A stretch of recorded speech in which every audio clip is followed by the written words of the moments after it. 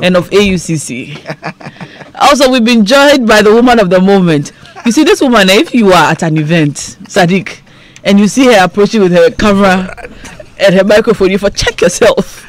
No, you don't have to run. It's good to talk to entertainment journalists. Too careful talking to her. But when you're talking to her, you for G. I've never been too careful talking to her. That's why her name is Miss G. Until I spoke to her. Has she ever interviewed you? Hey, I was too careful. too careful. Did you trend? Hey, not yet. Because I was too careful. Tabu, has Miss G interviewed you yet? Yeah, she's very, very mischievous when it comes to that. Oh, is she? Yeah. You know, because there was a time I said, if I got paid $1 million a minute, $1 million a minute, I won't work with Shatawale. So when I met Shatawale again at Xylophone, she came.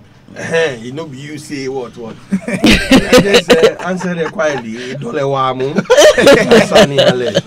I told them, time has a way to make one eat their own words. And she didn't say anything. Did you say anything else? No. Because you gave me what but the prophecy I gave you almost came to pass. It did, But you remember that prophecy? No, I forgot. When I said if you have these 2 dancehall artists in your camp, how would you manage? Oh, yeah, you said that sometime back. Miss G! Yes, Nash. G-Sports. Of G-Sports. So let me give a proper introduction. Miss G of G-Sports. Yes. Miss G of Ikapin Polo. Yes. Miss G of Dr. Ziblu. Nice one. Miss G of Black Passions Bose. Miss G of who again? Miss G of Wengishe. She's a general secretary there. What's the founder before Wengishe called? Shayans or Shayans? The question. So Miss G is that entertainment journalist who would make you trend after an interview. G. Yes. What's up? Who are you?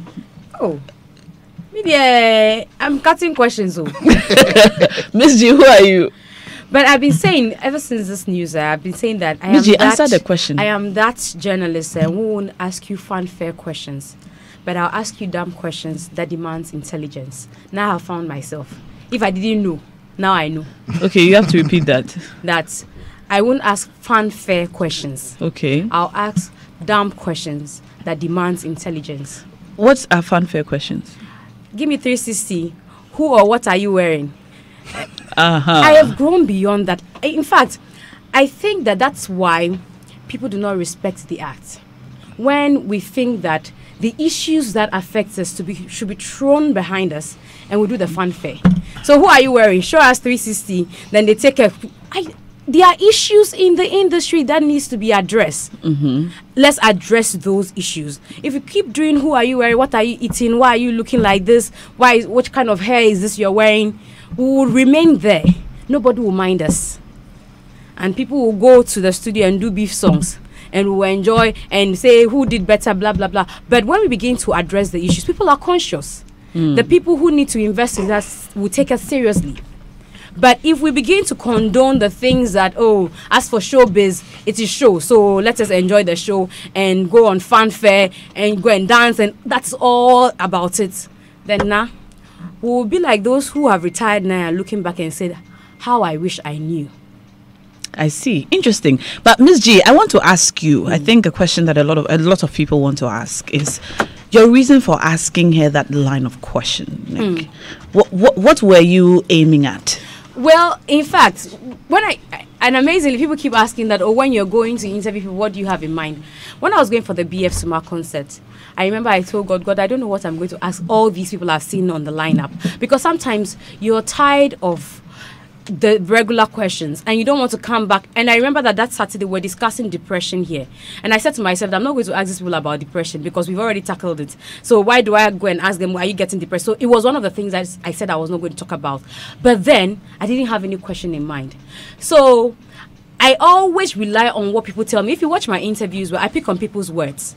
And that was what happened with Wendy Shea. With Wendy Shea, even though she had been trending because of the audio or video or whatever that had come out, I still wanted to know who this young girl, who everybody thought was a replacement for Ebony, was living Ebony's dreams because she was passed, and think that she cannot be a musician, she was not accepted and all that. I wanted to know who this young girl was. She gave me the opportunity to, because when we started the conversation, I moved to the audio. She said she was not going to talk about it, so she said she's moved on. But let me tell you, when she said she had moved on from that, OG the MC shouted, next question. She got distracted. Then she said, I have moved on from that. Then I came and said, you've moved on from that.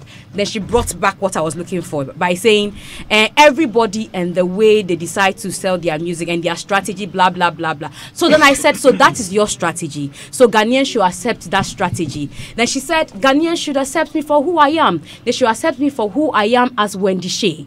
Then I thought it was the opportune time to know who this Wendy Shay was. So I said, who are you as Wendy Shay? Who am I as Wendy Shay? Oh, cut the question. When I was expecting you to tell me that I am not Ebony's replica like you think, I came in with my own vibe and this is my vibe, and give me time to show you that this is a different vibe. It is not Ebony. Oh, I'm sorry. You missed the opportunity. What can I say? So you weren't out to get her. I Not mean, at all. your question was not diabolical. Not at all, because if you watch the interview carefully, I picked on what she told me. I didn't have questions in mind. I hardly write my interviews on paper. I don't go to any event. I don't do interviews mostly with a paper in hand. So I don't have.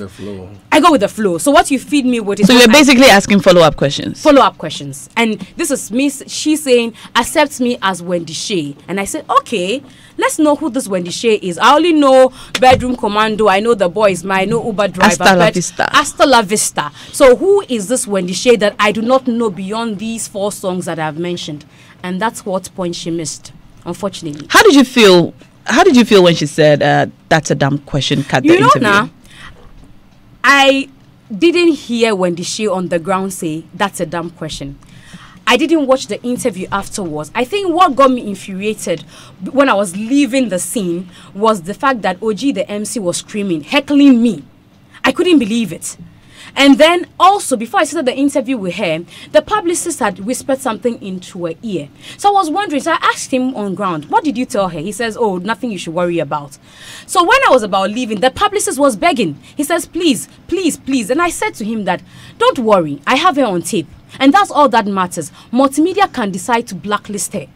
Then I walked away and I went to vent seriously on Dela Glanu. And I said, Dela, have you seen what this young girl... Sadiq was there.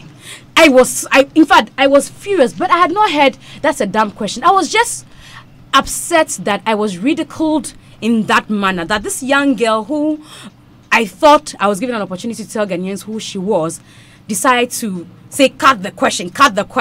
I don't want to do the interview again. Never in my life. You know, some people felt that, look, she was really tired after her performance, and probably that wasn't the time for such an interview. Okay. Perhaps you should have been talking about the performance or some other thing. And that's why I say that when we keep asking fanfare questions, that's all we'll get. The girl has finished performing. And before I even handled the issue on ground, Glowfest, I spoke to Flavor Nabania. When he had finished performing, the guy was sweating.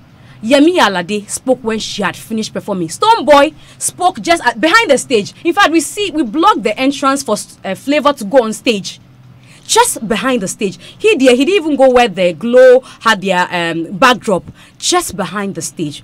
So what are they saying? I asked Bulldog Bullet when he called me yesterday that you have been an artist. Do you want to tell me that you haven't jumped off stage and been asked to speak before? What's wrong with Wendy Shay also saying that, sorry, I don't want to speak to you because I didn't speak to Kidi. He's a Ghanaian artist. He spoke. He came to perform. I didn't speak to Olamide. He was not in the mood to grant us an interview. Tiwa Savage, same. So what is wrong with her team saying, no, she's not in the mood for an interview? Mind you, she had granted 2 interviews before it was my turn. Actually, I had gone to speak to T-Flow.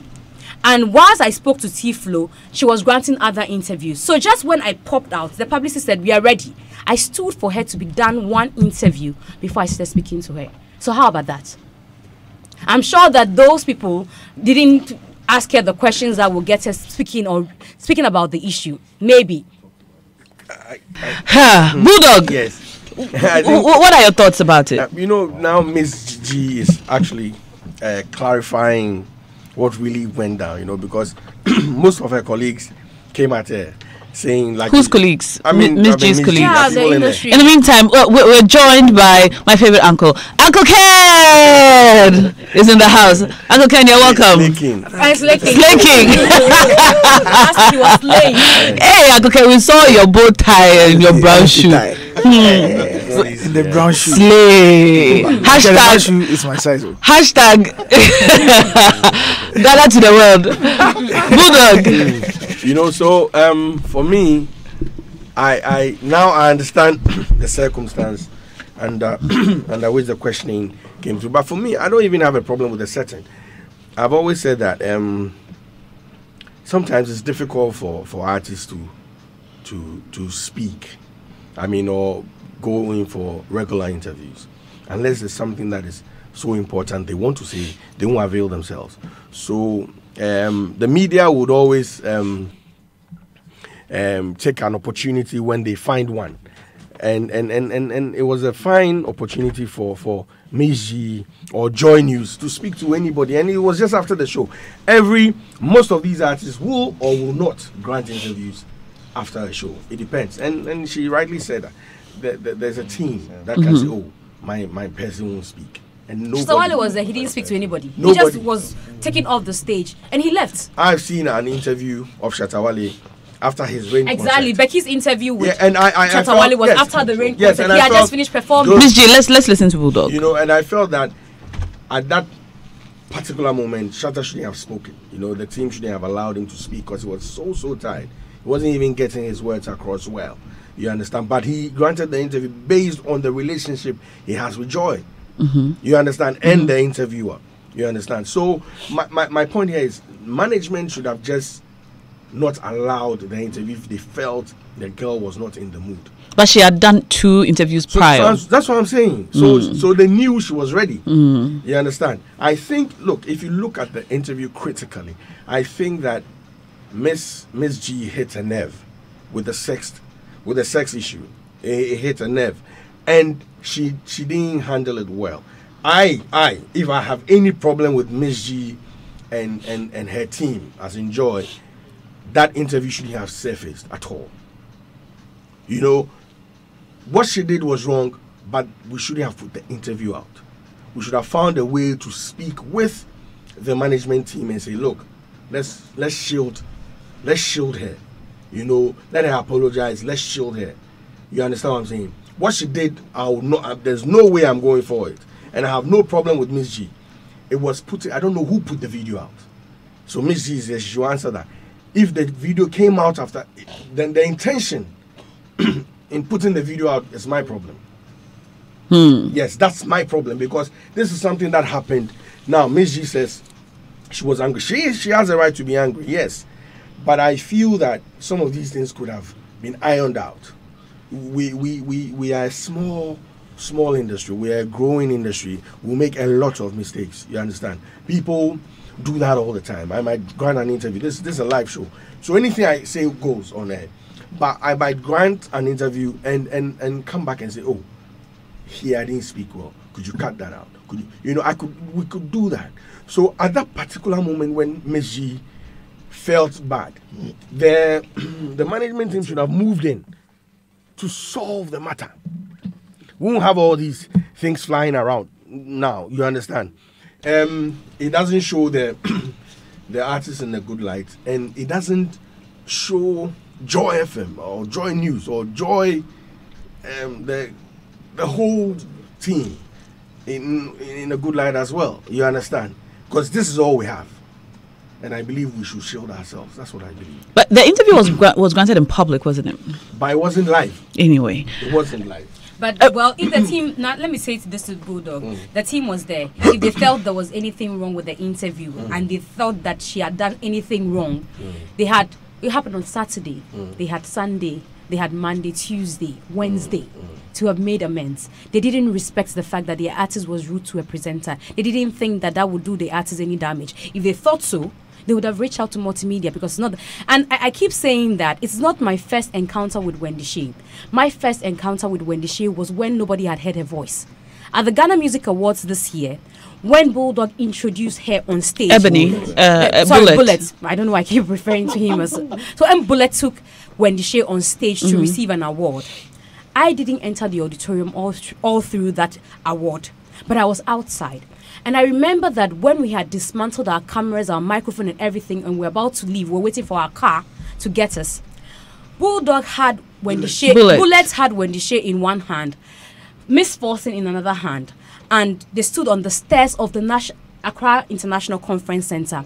And he said to me, with OG the MC standing there and all the rest of his team, he said to me, Miss G, my art is new, who interview you? At that time, she had not sang ABC.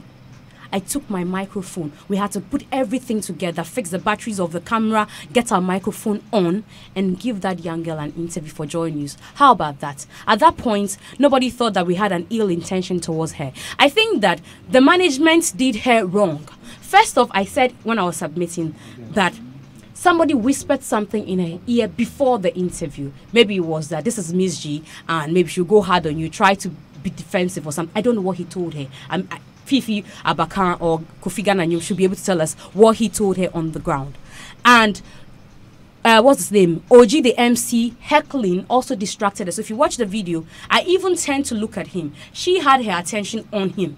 So there was a signal from that angle. So if they thought, and the publicist, what I said, was begging me after the interview, if he thought that he would do them any harm, this is the multimedia group. You have worked with us. We know you. We are just a phone call away. I'm a phone call away. There are editors here who you could reach out to. We have done 1,001 interviews, and Dela Glanu is my witness, where we finished the interview. The person says, don't air this interview. We don't air it. You can ask Fela McCaffrey. We did a fantastic interview. She pleaded that night. Dela Glanu is here. I also, you can ask even Sadiq. Sadiq's interview was not aired. He had to dictate to me because he said, I don't want this part, I don't want this part, I want it this way. I see. You understand? We've done 1,001 interviews like that because what is the intention? My intention is not to destroy anybody's career. Mind you, wouldn't add any money to my salary. My pay hasn't increased from the last time I spoke to Wendy Shea. So nobody goes with an agenda to destroy the character. So nobody should make it look like there was an agenda to destroy the character. So there was no agenda? There was not. If you watch the interview, she fed me with what to ask her. You were basically asking follow-up questions based on the things that she had said. Okay, Sadiq, you what are your thoughts on all of this? It was two of my favorites. Miss and then when they say Miss of course, has they call it the nose for the news. And so consistently, and for the news team, she's always gotten some very good headlines and managed to set the agenda on a lot of stories. And some weeks back, we were having a discussion regarding the ministry and some of the government promises and everything. And the agenda in terms of that story was set for us by Miss G. So, in terms of her work, without a doubt, Miss G does it very well. For Wendy Shea, Miss G, Dela and all here know that I've always been supportive of Wendy Shea. Most importantly because I felt that she's a victim of a lot of situations. The Ebony's death, the whole issue between Bullet and the Ebony's father. So I felt that people react to her unfairly because they think that she's a beneficiary of Ebony's misfortune. And I've always made the argument that people needed to give her a chance and listen to her. And she's done well. Within a short time, for instance, she's had about 3 or 4 hits. And so I thought that people needed to give her a chance. However, on this particular one, because I was backstage when Miss G came and she was angry. So we tried to calm her down, myself and Dela, to try to understand what had, really gone on. But when I saw the video, then I thought that, well, the management should have found a way. There's a way to do this. I also worked with a female act when she was coming up, Kaki. And in the early days, we knew that Kaki was not media savvy, and she could, what's it called? She could go off. She could go off sometimes, yes. And so what we're doing was that we're controlling it. Where she had to do TV interviews, for instance, we had a way to control it. Backstage, we had a way to control it. I remember there was even a point in time when she did an interview with Jessica at CTF, and when I was sitting by her, when they asked certain questions that I know she could not ask, I would probably write down the pointers. When the print people called us, we would ask that they send in the questions, we look at the questions and help her answer the questions and then send it back. So it's always that way. But perhaps it was me who was media savvy and understood how to build and maintain a relationship with the media, because we realized that at a point they needed to understand Kaki as a brand, and we had early on we had reputational issues because this was Kaki. Her audio was very different from her performances, and there was a bit of a disconnect. So we needed to find a way to connect with the media and be able to put out the story or the narrative about Kaki, and we managed to do that. So, but that's something that the management should also consider. I think that's the way it is. That's the way it should go. Yeah, I mean, I can advise, but we can advise Bulldog. So I think that's something that the management should, adopt as well. It's quite clear that Wendy is not media savvy and doesn't know how to manage. Isn't it the case that she probably just on that day at that time, she was probably overwhelmed? Yeah, it just wasn't a good time. And that question that Ms. G asked her about. I don't think the question was bad. The question was that ticked her off. Not the who are you question. Yes, I think that she was clearly overwhelmed by the performance, and of course as an artist that has just been, don't forget that Wendy Shay is not even a year old in the industry. Yes. But within a short time, there's a whole lot of stories about Wendy Shay. These things, there's a lot of pressure. So these things have a tendency of overwhelming you sometimes. I don't want to make an excuse for her, but I think that she clearly was overwhelmed. It's unfortunate that this has happened. I'm still hopeful that Bullets, Alex and co will find it worthy to apologize to Miji and Multimedia and find a way to build a very good relation. They should use this opportunity. Implosions do happen every time, but when the implosions come, your reactions to it and how you leverage and take advantage of it is very important. I think that this should give an opportunity to even build a much more deeper relationship with Multimedia and the media fraternity in general. But as someone who has managed artists, do you think that it is a good move to grant interviews after a performance backstage? Yes, it's not bad. It's not bad. If you think that, it also depends on performance after performance. Some performances do not go well.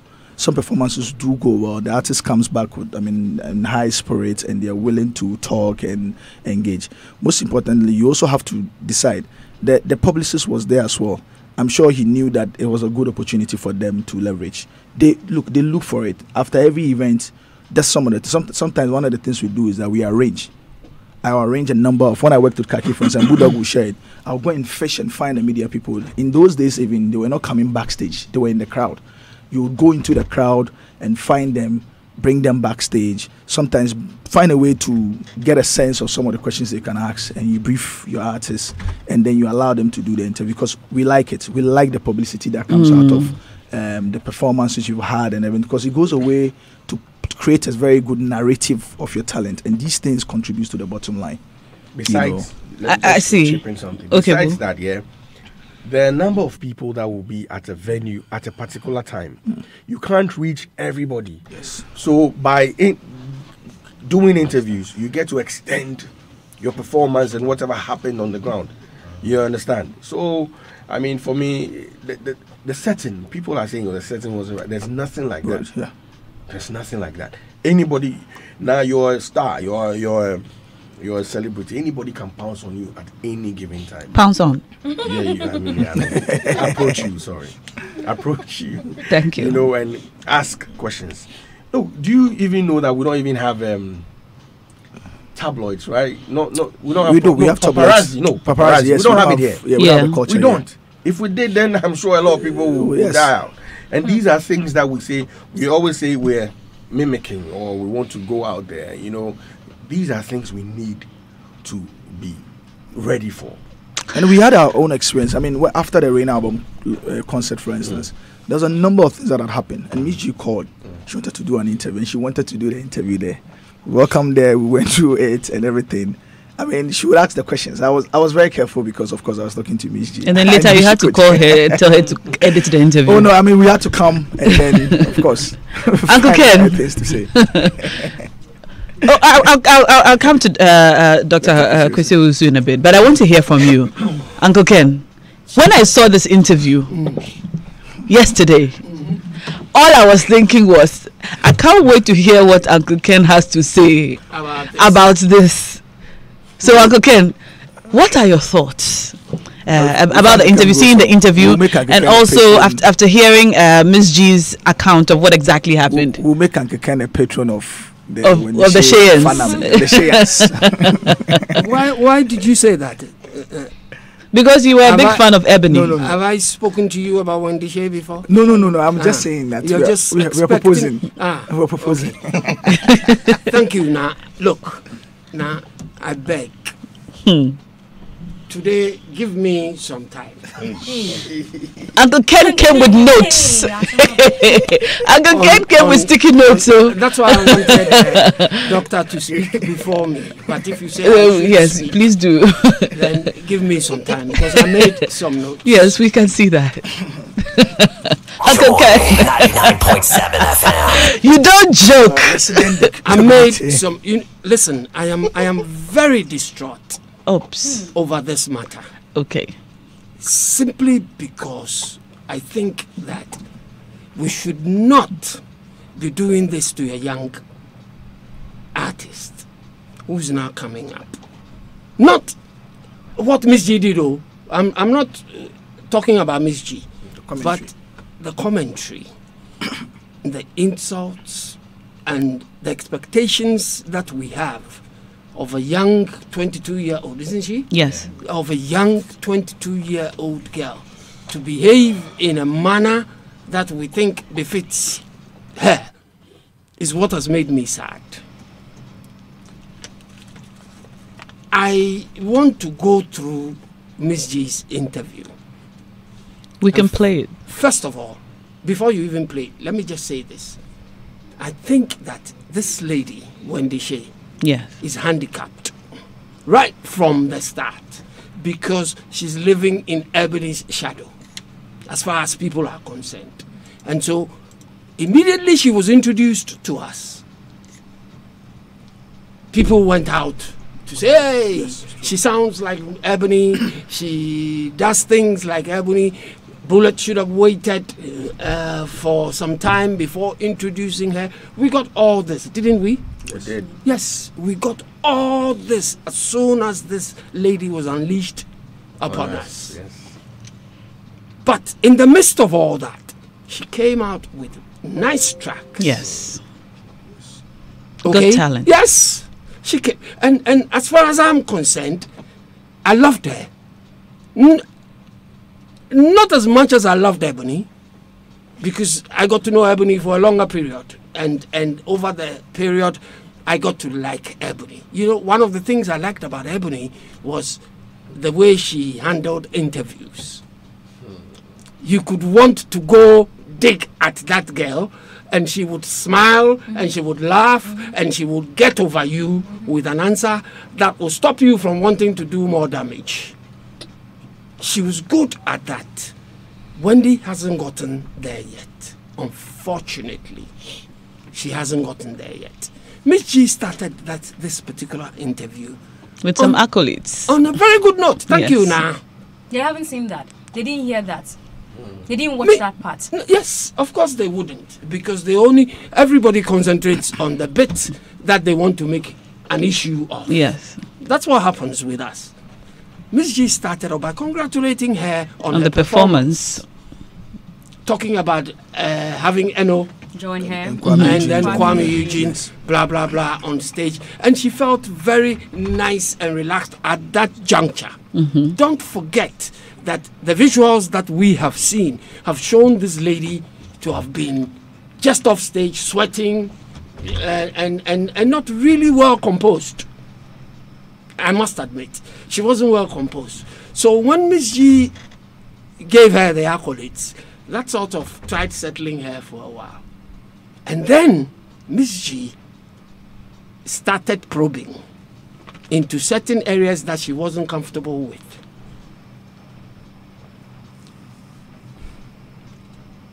She said, "You're trending, pal, these days. Everywhere you go, it's you trending." And the lady got slightly startled by that. And then she said that, how do you handle the pressure from the trending that you get? She tried answering that, but you could still tell that she wasn't comfortable with even what she was saying. If you watch the video closely, you could tell that that question from Miss G got her. She was not really comfortable with the question, but she managed an answer and said that she had a team and that anything that goes wrong, instead of saying that, and we discuss, she said, anything that goes wrong, and I feel that, then she went to herself, and I feel that something's not good, I try to make amends and move on. So, Miss G then comes up with the song with Kwame Eugene, saying that, oh, those pressures that we are talking about now, you made a song with Kwame Eugene, and is it Sarkodie? And Sark, because you felt people were giving you too much pressure. Too much pressure, yeah. And the girl then says that, oh, no, not me, but I made it for people. Eventually she came back and said, and me too. Yes. If you watch the interview closely, Yes. she came back eventually to accept Miss G's point about her also. She said everybody needs inspiration. So yes. So she herself included. Then she talked about what the song meant, and that it was about people, haters. Yes. She used the word haters and parasites. Yes. And she said parasites. And then she even went further to say they should go away. Yes. So you so you could see from the trajectory that the girl was getting where Miss G was coming from and was defensive with that angle. Then Miss G came up with The Boy Is Mine and said that the hype for The Boy Is Mine is something that hasn't gone down well with the public. And then she said, I don't want to talk about it. Yes. And you know, at that juncture, her inexperience and her immaturity came to the fore. Because as far as I'm concerned, at that juncture, when she said to Miss V, I don't want to talk about this because I've spoken about it everywhere and blah, blah, blah. And Miss G even said, hey, but this is Joy News. I thought Miss G was a bit bossy. Bossy there. This is Joy News in the you know, yeah, I thought. Uncle Ken. Of course, this is Joy News. Yes, she said, but this is Joy News. Uncle Ken, this is Joy News. And so you have to talk to Joy. It's the most influential. It's the biggest platform. You better recognize.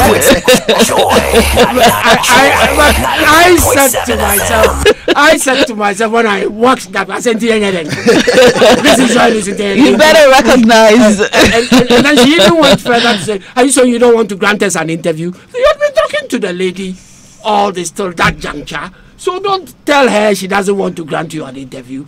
She's only saying that that particular question that you posed, she doesn't want to answer that question. Yes. And I thought that her inexperience and immaturity showed her because she could have ended the interview there. You think she shouldn't have said, I don't want to answer the question? Or you mean after she had said that? I'm saying when she said that I don't want to talk about this. But she further went on and she said, I have a new song and it is The Boy Is Mine. And that's all what we are interested in right now. So I'm saying that at that juncture, she could have told Miss G that if you do not want to talk about my new release and things, and you want to go into extra things of the past. No, I was just going to say extramarital issues. You want to go into extraneous issues, then please, let's cut the interview for now. And maybe he said to her, invite me to your studio, and we can come and discuss other matters. It will have ended there. Because when she said to Miss V, Miss G, the first time that she doesn't want to talk about it, Miss G accepted it. But what Miss G did from there was to push her to say, do you think Ghanaians accept it? And the girl was trying to answer. Did you realize yes. She heckled. She was heckling. But that's her job. That's her job. That's her job. That's why I do not have any qualms with Miss G. And I'm saying that her inexperience showed. Because at that juncture, if she was very well experienced, all she had to tell Miss G was, oh, let's leave it here. I've just come off stage. I'm a bit flustered. Yes. Because you could see she was She flustered. was. You know, and all that. But because she wasn't, and Miss G then further probed on her till it got to the point. But do you realize something? It was Miss G who prompted the response she gave about her being Miss G. Wendy Shay, yeah. Yes. It was Miss G who prompted that response. It was Wendy Shay who prompted Miss that question. Miss G. You mean Wendy Shay? Wendy Shay herself? I said, No. so Ghanaians, do you think Ghanaians will be okay with it? She says, I want Ghanaians to accept me Accept as you who as I who she am. is. As- She prompted it. Then I said, Yeah. She prompted that Come, question. you know what? Should we just play it? You know, let's listen to it. But I love that your Love the analysis. Bulldog. Yeah, psychiatric. Hold on. All right. okay, you moved on from that. Yeah, I mean it was a hype. We've gone. Okay, now let's move forward. You want to move forward from that. And not from that. Like, I mean, life goes on. We're still, working. We brought up a beautiful song. The boy is mine, and that's what we're concentrating on right now. You think the Ghanaians are feeling the fact that you've moved on from there? You think that you? I mean, we are always bringing out good songs and amazing songs. So, there's everybody and their way of bringing out a new song. So that's your style, and so Ghanaians should be able to accept you for that. They should accept me for who I am as Wendy Shay. Who are you as Wendy Shay? Who am I as Wendy Shay?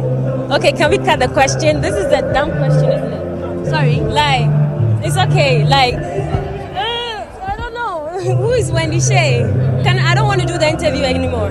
So that's your style, and so Ghanaians should be able to accept you for that. They should accept me for who I am as Wendy Shay. Who are you as Wendy Shay? Who am I as Wendy Shay? Okay, can we cut the question? This is a dumb question, isn't it? Sorry. Like, it's okay. Like, I don't know. Who is Wendy Shay? I don't want to do the interview anymore. Please, I'm already. Joy 99.7 FM. Give me shit, don't talk. Hey, Bulldog. Bulldog. Take back what you said off air that appeared on air. Yes. Sorry, it was off air. Thank you very much. All right. Did you hear Miss G? Yes. She said, so you want Ghanaians to accept you for who you are. And then she went further to say, yes, I want them to accept me for who I am. As Wendy Shay. And then Miss G, at that juncture, don't forget, the whole conversation had started getting frosty. Whether you like it or not, that's the fact. It had started getting frosty. And so when she went further to us, and the question was, and who are you as Wendy Shay? That's the question she posed. It's not who is Wendy Shay. She didn't say who is Wendy Shay. She said, and who are you as Wendy Shay? Now, I am putting myself in Wendy Shay's shoes. I have one question I want to ask Miss G. Have you ever interviewed her prior to this? Yes, she said, yeah. Oh, so you have had the chance to interview and you haven't asked her all these things. At that time, she had not released any songs. She said at that time, oh, okay, that's the first night. Yeah. Yes. And when she was introduced to Ghanaians by Bullet. Okay, fair enough. But you see, the way she posed, when she said, but who are you as Wendy Shay? It was and who are you? Not but. And who are you as Wendy Shay? Good question. As far as I'm concerned, very good question. Not dumb. But no, you can't. There are no dumb questions. You cannot describe certain questions as dumb. Okay. You might disagree with the questions, but then the person who posed the question might have a reason for Why posing they're it. asking the question.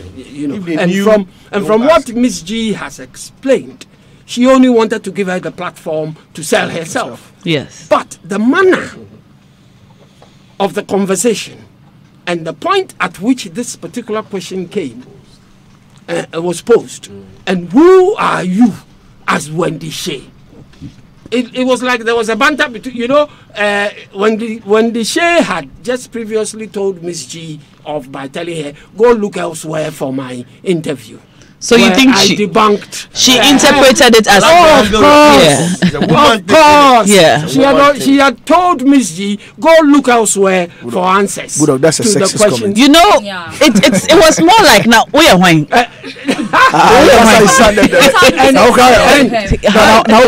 Yes. And Miss G to be a person. Also a person.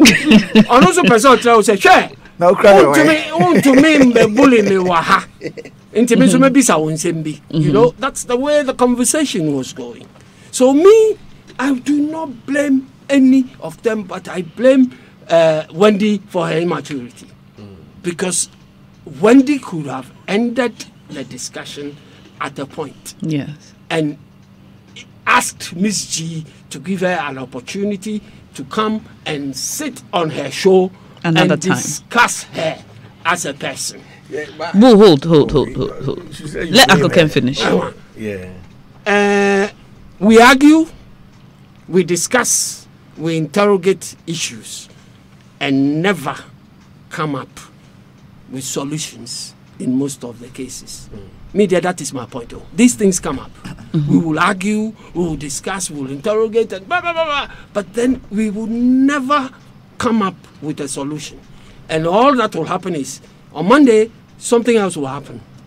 And we'll move on to that. Hopefully, on this show today, we'll be able to come out with a discuss solution what else happens. on how to deal with these matters. Now, we have Dr. Kwesi Owusu here from the School of Performing Arts, or Creative Arts, AUCC. In your opinion, sir, how should Wendy Shay, especially listening to this very step-by-step critical analysis of the interview and the possible emotions behind each question and answer? I think I'm really awed by the analysis. It can only come from Ken. Uncle Ken! And Ken and I go back a long way. Oh, I see. As a jazz patron, we brought Right. we've done various stuff, and that analysis. Them days, man. He's a legend, he's a legend, and I also think we really know who Ken is. Yes. You know, as a legend of Joy FM, I think it's Q&A. So we need not ask him who he is. we know who he is. But I think my first comment is that that whole interview really should serve as a training video,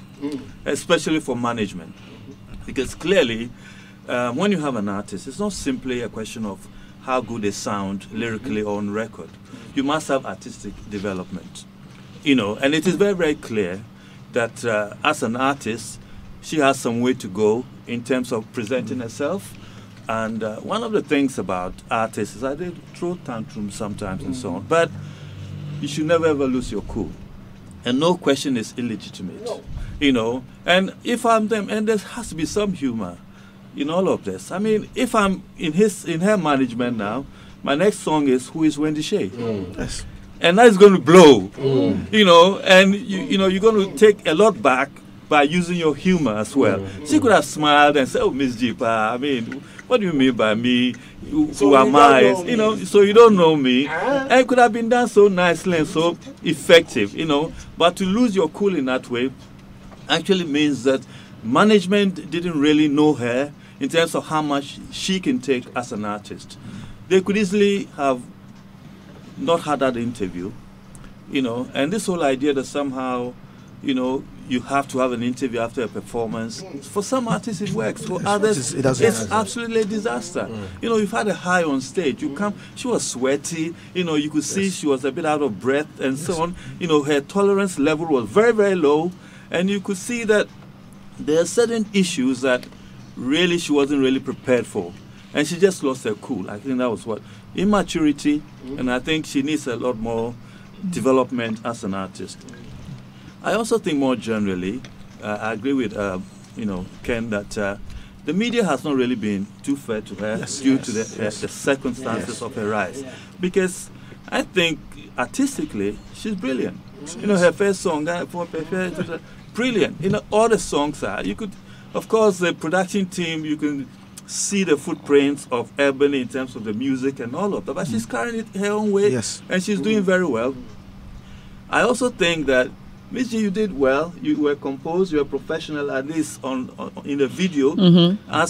She screamed after the camera stopped rolling. Well, after, you know, you know. So I think you came out really, really well. So I don't take it personally. Artists are artists. They can throw tantrums. I don't know what else. They are involved. Especially when they're very young and young in the industry. Barely 1 year old. Well, I think it's to do with the management. They've got to, develop a bit more. Ban her from interviews till she can, take that kind of pressure. You don't always have to expose the artist to the caprices of media. Some media, look, there have been situations elsewhere where artists have broken down and cried in interviews. You've got to really protect your artist. The point about the media as well is that at this particular point, we want to know what kind of questions can grow as an industry together. That I think she's been really dealt with in a very rough and unprofessional way by the media, and it's a bit unfortunate. And it's all becoming very personal because people have such an attachment to Ebony. It's like, what I think sometimes from what I've heard, from what I've heard, basically, the problem that people have with Wendy might have stemmed from how she was introduced. Yes, that was it. On the night of the tribute to Ebony, when all of us were in tears watching that video that Charterhouse put together after the performance, Bullet came on stage with two young ladies, and they were shaking, their bodies, and he introduced them to us. Some people felt that was not the right time for that. It was a night to celebrate Ebony's life, and it was her night. It wasn't the best time to introduce another person who was going to replace her, so to speak. So it, emotions about her. It could well be, but you can see the whole scenario in a family house where somebody had died, the wife had died, and the man rushes on to introduce some other woman. He raised a lot of chaos. It was difficult for people to accept. Somebody wrote on Twitter, "How do you bring your girlfriend to your wife's funeral?" Yeah, but how and all of that. How is that her problem? It's not her. It's not her fault. That's what I mean. She's a victim. She's a victim of the circumstance. It's not her fault. It's not her fault. For the venom that has been shown to this girl. Yes. I mean, I saw the video of her, her backside and all of that. That's vicious. Yes. I mean, are we interested in her music? Are we interested in destroying her because we don't think she should be replacing Ebony? I mean, to start with, that's why when Miss G was speaking earlier and she said, people have said that she's, going in Ebony's light and all of that. She wanted to give her an opportunity to say that. If she didn't have the talent, there's no way she could have. And even if that was the case, she could have even have answered that question okay and more expressive, and so that would not have redeemed her in the eyes of people who simply don't think she should be where she is. Well, maybe we'd have done something. So I think maybe for somebody who thinks that this girl doesn't know herself, she says, "Oh, unfortunately, I came at a point where blah blah blah happened, but this is who I am," because she said that she's not. She wants people to accept her as Wendy Shay. She as an artist is not obliged to explain herself. Exactly. She's not. So somehow to ask her to explain herself. My problem is how she dealt with it. But she has no obligation to anybody to explain who she is. So in your opinion, she's not coming for I don't understand. Okay, hold on, Boo. Hold on, Boo. She's putting her songs out there. You can refuse to listen to them. You don't have to patronize her and so on. So pinpointing at her to somehow get her to say something you want answered, really, it's not a. We feel too entitled. Absolutely. So for me, I didn't know Wendy Shay, but I took a stance. I didn't know her before, but I took a stance on supporting her because I felt that a lot of people were being unfair to her. Yeah. Even though, of course, she's a victim of all the situations and around Bullet and the father and everything. But after the first song and then the second song. Then when the third song came, I'm like, wow! In just 3 months, this girl is going on to have three hits. No, this is somebody that needs to be pushed. It's about management. I don't think they are very sophisticated. No, and clearly the announcement could have been done in a more, more, properly conducive way. But to kind of recklessly introduce someone people are mourning. People are very sensitive to that. Yes. But let's just all step back a bit, and try and support her where we can, because I think she's got the creativity. She's very talented. She's very talented, and for us, for example, with this sort of school, this is the kind of issues we want to be discussing. And here's the thing, we use this as a training video. Yeah, and that's why I came back to say that it was needless for the video to come out. No matter the situation. No law of only. No. But I've also said that management wanted it to come out anyway because people in the management team, people in the management team were standing there when the interview took place. The publicist, Dela was not on the ground. And you see, excuse me, sir. The issue of the video coming out or not coming out, I don't think would be in the hands of management.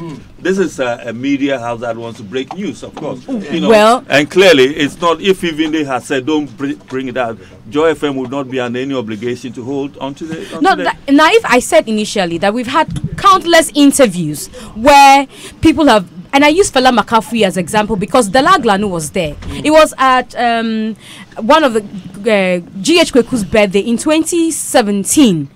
And that was when, if you remember, Fela Makafui and Tiny had some clash over some video that was circulating and all that. She granted an interview. She begged, don't air this interview. Dela said, we are not airing it. We've not shown the interview till date. The publicist was there, pleaded after that what she did. So he should have just said, pick a phone and say, Miss G, sorry, this is what our artists do. We need to find a way to amend the issues. Don't show the interview. It will not do us any good. Like I said, this happened on Saturday. We had Sunday, we had Monday, Tuesday, Wednesday. And you know what? I don't want to say this is what you could have used your own judgment not to. Thank you. Exactly. My judgment. Thank you. My judgment was I was not sure. No, I was not sure. And Bullet, you're in a group where I posted the interview. Yeah. Remember what I said in the group? I wasn't sure in my head what this interview was about. Yes, ask Bullet, Bulldog. All right, I said. No. Okay, let's hold. Let Miss G finish. Do you know what I'm saying? Is a contrast at the spot. You didn't hear what she said, yeah? But you came on the bench. You saw everything that happened. I am saying that, and not to blame you, not to make you feel bad.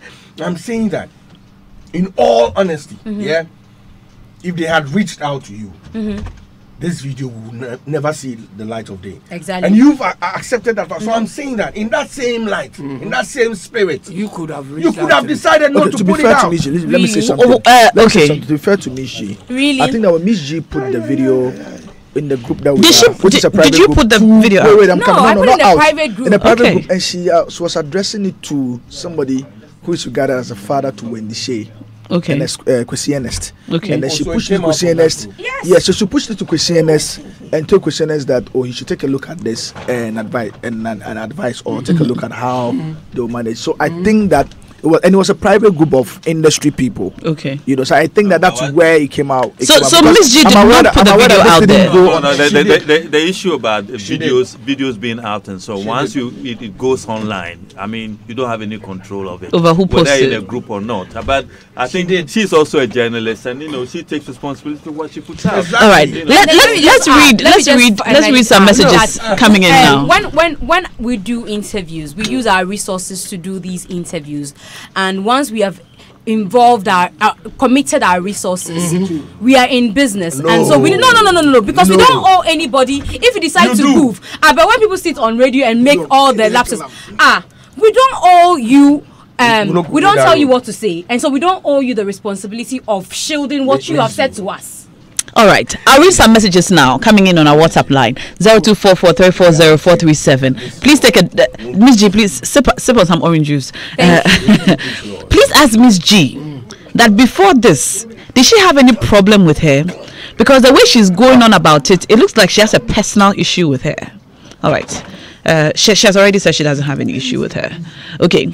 In defense of Wendy Shea, in defense of Wendy Shea, from the impression, the whole "who are you" question was in a condescending manner. It is the type of question that comes across like you are virtually questioning the self-esteem of the interviewee. Miss G must not take this personal. She must take this as part of the hazards of the job. Wendy Shea is a true talent, and that's from Ibrahim sending that message in from somewhere in Accra. Uncle Ken is so objective and impartial. Keep it up. Miss G did her work well. Shout out to Miss G. She does her interviews well. Also, I think Wendy Shea is not fluent, and she needs to work on that. And that's from the Radical Renegade from Accra. You agree, Uncle Ken? Yes. I think she doesn't come across as somebody who is so well composed and can easily answer questions. Some have attributed it to her stay in Germany. I don't know how long she stayed in Germany, but she speaks good English as far as I'm concerned. Okay, who are you? Ochami Kwame would have said this. I'm that authentic Ghanaian rap doctor. Who's your favorite rapper's favorite rapper? Ebony would have said, I'd be the original 90s bad girl. In Kwada Bonnie Girls School Prefect. But no, not our Wendy Shea. The question was asking for her brand definition and positioning. Lost opportunity, and that's from Yao. Large and in charge. Greater Estates. Oh yeah, your favorite rapper's favorite rapper. No doubt Ochami Kwame would have said that. All right. I'm really surprised at the way Wendy Shea... Okay, good afternoon now. I think we should blame Wendy Shea's issue on her management. First of all, I wonder what kind of grooming they give their acts. They just ride on the hype and fame and miss out on a lot of things. Bullet should know you can't create a mold of ebony and fit the next girl into it and it will all be smooth. I hear he assigned another so-called ebony lookalike. For God's sake, there are other male talents as well. And to all other up-and-coming acts, they should learn from the Ariana Grandes and create songs, write songs with substance instead of nursery rhymes they've been serving. And that's from Moses. I don't know about that. Moses from Tema. Thank you for sending that in all the same. All right. I'm really surprised at the way Wendy Shea has been torn apart by this single era. We did the same to Ebony. And when she passed that way, we started showering unnecessary praises on her. Oh, Ghana, let's give the lady a chance. And this is very true. You know, Ebony also suffered in the hands of almost all of them. In fact, the media, everybody, social media, everywhere. And then when she died, she was our hero. I'm disappointed in the management team of Wendy Shea. They need to invest in personal development, in English comprehension. And not only make money off her art. Who are you? Like, tell us about yourself in a job interview. It's the best opportunity to sell yourself and let the whole world know that what you're made of and you're capable of doing. She should learn to be humble and learn from there. There's more ahead. And that's from King G, texting us from Teshin. Okay, more messages coming in. I'll read them as we go. 0244340437. Now, another interview video has been trending of the same question. Who are you? Which was asked to Jay-Z.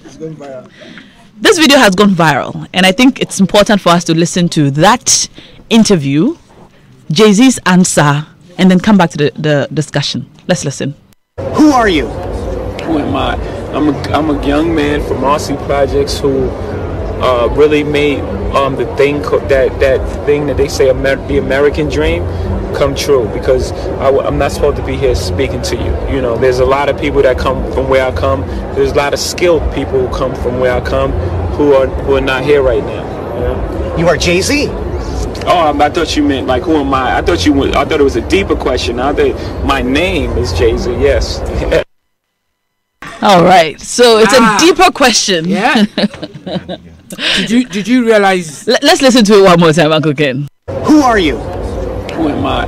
I'm a young man from RC Projects who really made the thing that they say the American dream come true, because I'm not supposed to be here speaking to you. You know, there's a lot of people that come from where I come. There's a lot of skilled people who come from where I come who are not here right now. You know? You are Jay-Z. Oh, I thought you meant like, who am I? I thought it was a deeper question. I thought my name is Jay-Z. Yes.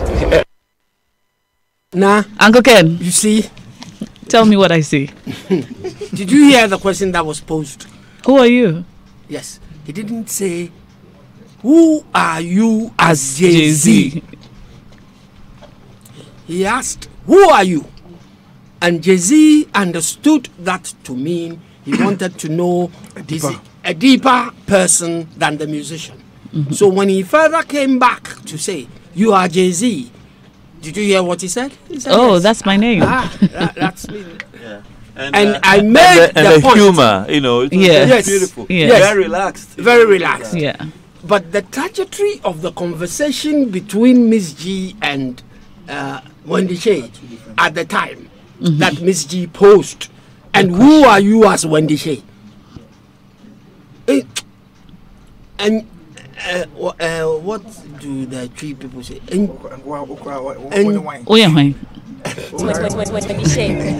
know, that's where the problem was, because at that juncture, the girl felt Miss G was after her. Yes. I've seen the girl felt it started from the point of, you know, from when she asked about the question about the hype for the Boys My song. Thank you. She began to and did you see how Miss G kept on and on and on about she was probing about whether the public had accepted her reason for wanting to move on? And you see, again, we are doing play the that same part. Miss G kept asking, again, are you sure the public has accepted what you for you to move on? And she said yes. Again, we are still making the mistake that we. No, not that money. Wait. We can't even compare these two interviews. No. Yes, so that's the as for the interview, I think also within the Ghanaian, you know, kind of context, you know, there's been this thing about, do you know who I am? Yes. It trended for months. We are wine. And it's almost like... No, but that's not what Miss G meant. As for that, it was... I mean, the context was obvious. The context in the interview. That's not what she meant. No, not exactly. But with that kind of background, when you ask anybody who they are, they think you are trying to question, you know, their persona or themselves. Perhaps if Miss G had asked that question first, tell us who you are. Thank you. But her answer would have been different. But I've seen people make the comparison between it would have been different. Wendy Shay and Jay-Z. Wendy Shay is 22-year-old. She's less than a year in an industry. Yes. This is a Jay-Z. This is Jay-Z. This is the boss of Rock Nation. And having gone through, I mean, I know it's not an excuse, but having gone through where he's gotten to, where he's gotten to now, a very confident Jay-Z who knows what he's about. Definitely, who knows who he is. It was so relaxed. let's the thing about it that you don't throw your artist to the dogs. No, you know, you don't. It's purely a management default. Yeah. That one there. You know, we will say that it was a management. No, I think that I wanted to ask Miss G, and I'm going to ask Miss G what her motive for the interview was. Yeah, she I think Uncle Ken wasn't here. Maybe yeah. Oh, you weren't here. Yeah, Uncle Ken wasn't here. I was because from what I heard, it looked to me like Miss G was after. She had a motive. Yes, she was after her. And actually did get her. Because I ask myself, somebody's just come off stage, sweating, you know, in a frenzy, kind of. And you now want to talk to her about issues other than her performance. Yeah. Issues that require her to think and answer when she was tired and sweaty. And I know what is instructive. With the questioning. Backstage on the same night, and Tiwa Savage and her team acted worse. Yes, but you know something, Miss G, another issue. I read somewhere that you actually got angry and promised to blacklist. Yeah, she said it here. Now. But she didn't say. I didn't say we will. I said we'll decide. Yes, and I said multimedia can decide to blacklist it because the guy was begging. So wait. You see that mindset alone. No, but I didn't say to the artist. I said to the publicist who was speaking to me. So the publicist, you see the difference. Yeah. You see, I didn't speak to the artist. The artist told me to leave her, and I was walking away, and the publicist engaged me. You are not listening to me. I'm saying that that mindset alone, that she could blacklist her. Yes, and the fact that now the video is out. It means you've done exactly what you said. But you do. No. But excuse me, Miss G, are you planning on blacklisting her? I wrote on my status on Facebook that I've been told that I bought Constitutions Multimedia, so I have the power to blacklist artists. I didn't know, but you can. Well, you can suggest. Multimedia is an entity. You can suggest. We have how many, and I think that was what's their biggest problem now is you are powerful enough in what you do to suggest. We shouldn't have to suggest out. Guys, Miss G, that we don't want. Some people feel that you have been overly emotional about this encounter. Well, how do you feel about it? I have tried not to be emotional because I've seen my school platform where they say, you know, when I was in school, they used to call me Abuja Seke because you know it's two things joined together. I was born in Nigeria. We are already aggressive people. Were you? And so I lived in Teshi. Oh, baby. So now Teshi Seke, Omanfo Seke. So when I was in senior secondary school, so my senior secondary school mates are surprised. And so I'm trying very hard to be not the Abuja Seke. So you are not. So you are not being emotional about it. My eyes through this interview have opened to the kind of industry we have, where you have people, and that's why I posted on my status that mediocrity. Yes. Stomach journalism. Yes. Okay. And then there was one last one I added to it. And I think that I've seen the various people we have in this industry. I have seen when things will go for people. Okay, it's okay. I'm going to stop you right there. No, I think it's in your best interest to just end that. It's not my interest. It's okay. Let me read some messages. Let me read some messages now. On 0244340437. Now, what is Bulldog talking about? Why at all is he justifying what the girl did? Miss G did nothing wrong. Wendy Shay was not intelligent enough to answer that question.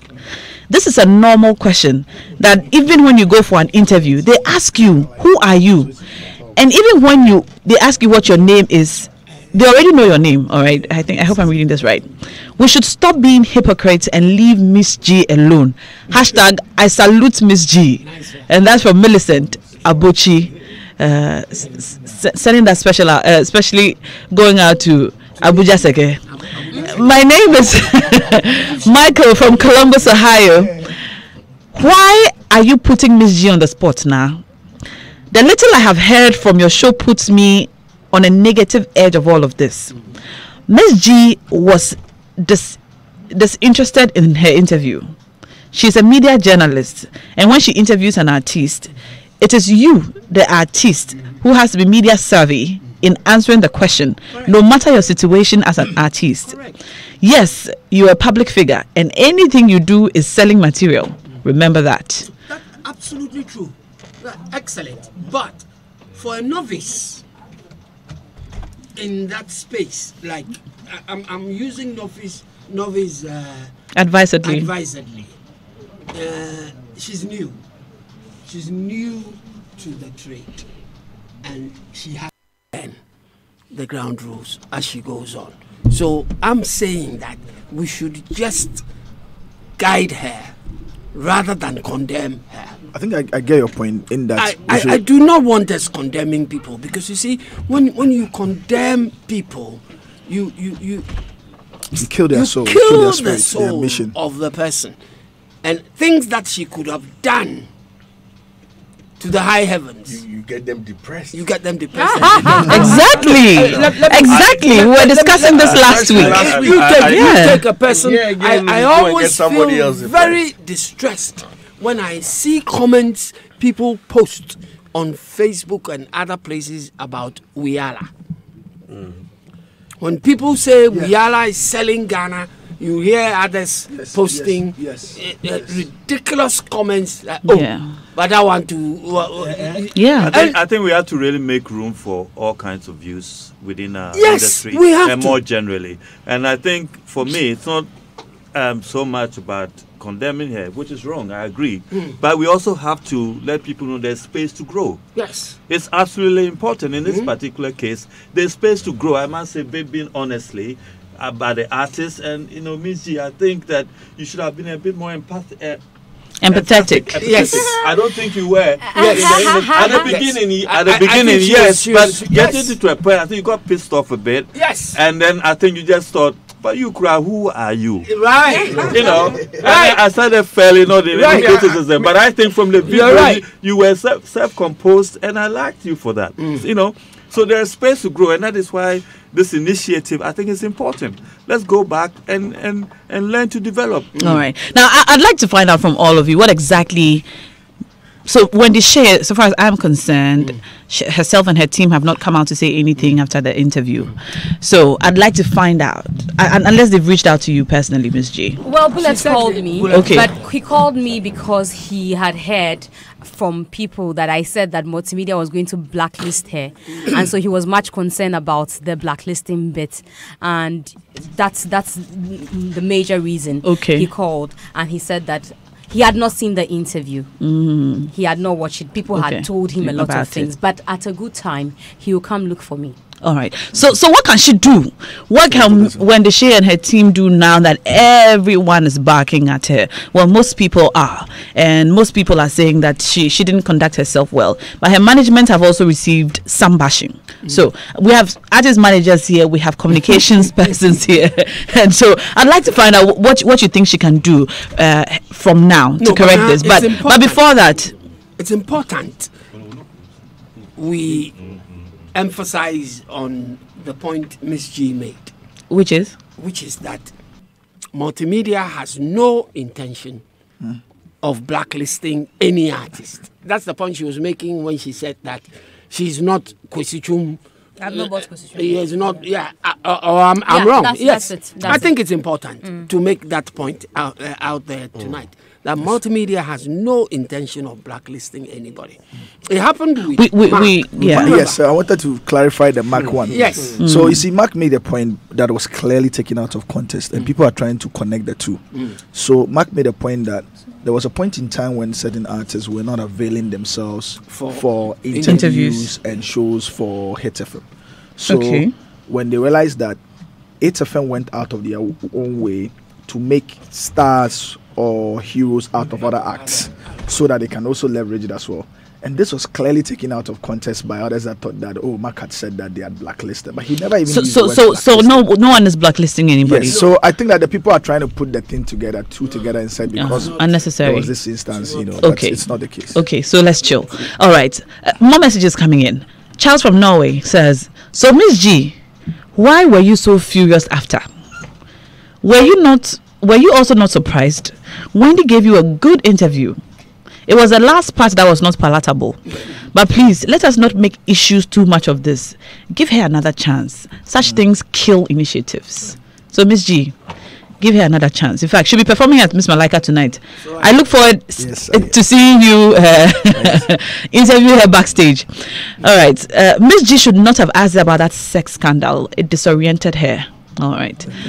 All right. Now check out what Jay-Z said when he was asked the same question. All right. We've done that. Now, good evening. On Wendy Shea's issue, I think Miss G didn't do well. Such a question is asked at the beginning of an interview. When you have elicited all your responses from the interviewee. Miss G, this is one coming all the way from Russia. You're listening live. Yeah. All the way from Russia. For you. Now, I think Wendy Shea's answer was very disrespectful. It was Wendy Shea who pushed Miss G to ask her the question. How can we accept you for who you are as Wendy Shea when you don't know who you are as Wendy Shea? I mean, how? All I will tell her is she should learn to be smart in answering questions thrown at her. But Miss G, I know the reply no. I shock you, Papa B. But take it cool. And that's from Jazzy. But Miss G, from La Paz. Was she listening to other people speaking?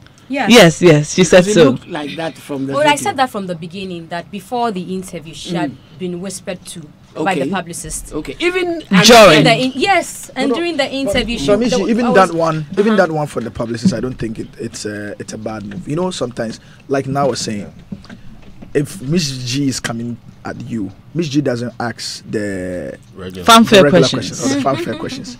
Miss G will probe further Miss G will get what she wants.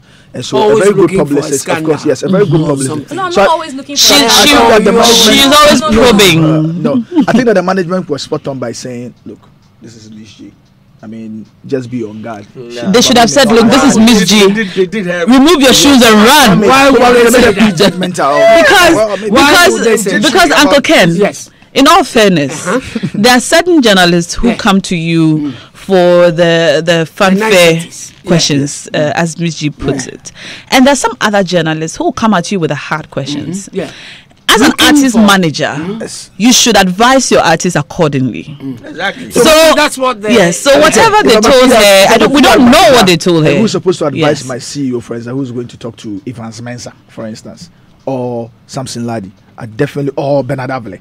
I definitely will try to prompt them that, look, this person, this is his style of interview, Listen, this is how he is. That's a mistake. Listen, Boo, it's in the interest of protecting the No, narrative you're not that you want to getting put where I'm out. coming from. But you haven't let him land. Let him land. It's I'm where are you saying coming that- from? I'm saying that if you know the gentlemen that you've mentioned, if you know they are dangerous, you should know your ward or whoever it is that you're managing. Know that under no circumstance will they survive that interview. No, but for all so I'm saying you don't even avail them for the interview. No, but where you know there's a way it is done. know that. You can have a proper produced called a interview with that conference. A lot of person. people- But if you just walk the person into conference. about the night. the night. Yes. That you know that this is Miss G, Charlie. so tell Miss G, if Miss G asks you any hard question, tell her, you know what, let's plan an interview that I can Don't come do into the the studio interview. and talk to you. Sometimes Why because are she's they- done 2 interviews. Others tell you No. Yeah. She did 2 interviews. You see what Miss G is saying is that, She listen to her. She But said I'm saying others that did tell two you interviews. Hold. 2 interviews before me. Did Yeah, anybody right there. ask her the questions, Miss G? Let's have one conversation. no. From those interviews. Let's have one Do you know? conversation. Well, I don't know. Do you know if any of the interviews asked the sort of questions Miss G asked? I don't think so. Maybe they all But asked Uncle Ken, about if you are in this Yes. industry, Uncle Ken, I mean, on the lighter side, if you are in this industry and you have watched interviews by entertainment journalists, you must have watched interviews by Miss G. Oh, I have seen. And if you know Miss G's line of questioning, you might want to just take it easy when she's talking to you and not to be too defensive or not to be in a hurry to answer her questions. Because she knows what she wants and she keeps pushing your buttons until she gets So what it. did she want in this instance? Well, the bottom line interestingly, she's telling us that in this interview, she actually wanted a young lady To sell herself to Ghanaians. Yeah. No, but that can't be the role of a journalist. I mean, the point about the bottom line is that as a management, you want to know who you avail your artists to for interviews. You know, and you want to know how you train them to deal with certain questions if you think you want to avail them to certain journalists. I would not have made it possible for Wenishe to have been interviewed by Miss G. Exactly. I would not have done that. Especially after a performance Thank you. when her tolerance level was very, very low. Look, I've So, seen- Miss J, I'm really sorry. I'm so tired now. Can we do something but later? have you seen her End of interview story. with Kwesi, Doc, Kwesi, Doc, you should Kwesi, see Yes, that. yes. Kwesi, Doc, if the interview was going to be about the concert that she participated in, I think she would have been very comfortable. And the management could have negotiated. The management could have negotiated move with Miss from G the concert that all the questions into other should have. issues. Uncle Ken. The management could have negotiated with Miss G that for this interview, all the questions should have been about the performance and nothing else. Yes. Miss G, I mean, do you accept such directions from management? I mean, can the manager tell you that don't ask any questions about this or We've had that? several of them say that. Okay. That don't access anything beyond the show. Even here now, I remember when even us, when on Yemi Alade interview. was here with you. Yeah. Philip, remember when the guy came and said it should not be beyond the Glow concert? You remember? And then we're saying to him that, well, this is our show. We decide what questions to ask. He's, so we've had people say that. But again, I say that as a journalist, I won't let you gag me.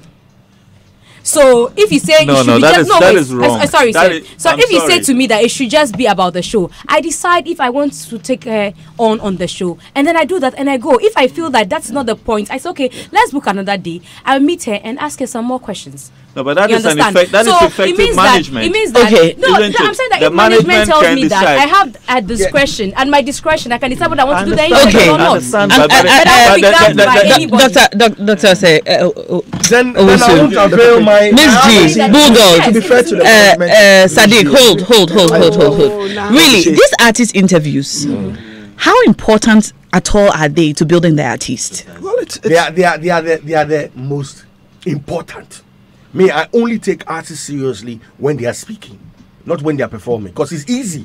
The music comes to them easily. But that's their talent. That's what they're selling to you. Let me land. It's Please, not- let me it's land. not. Let him land. Let me Okay, land. go ahead. If I don't land, I will not mix Oh, it. but you have Go landed. ahead. You have crash land. You have crash land. No, this is me speaking. When I You have crash say, landed. when I tell you music comes to an artist easily, I know what I'm talking about. Hey, Woodog. No, I'm telling you. Yeah, Woodog. Listen, Okay, unless that artist, look, there's one thing you should know. God created us in His image. We are all talented. No, Agbana, come on in. me, Mama Ken, no, unless Uncle Ken, you are a presenter. Yeah, Yeah. you are an ace presenter. What you do comes to you easily. Yeah. That's what I'm saying, Numo. So if you're an artist and music doesn't come to you easily, then you're a carpenter. More writers work as well. Okay. I'm an artist. Look, Okay. I'm an artist. I paint. I sketch. I do everything. I do landscape. I do portrait. These things come to me easily. I don't have to think about. I'm saying that. So what doesn't come to you Because of is a Good subconscious- speaking. No, wait, speaking. That's true. I think I understand. it. Okay. I really understand the point. Let's let him make the point. So Yeah. I'm saying that when it comes to public speaking, yeah, it is different. That's How true. many interviews did Michael Jackson do? They knew the boy. Yeah. The managers, the handlers of Michael Jackson. You see, that's why we will keep talking about. They knew how he would end and how he started.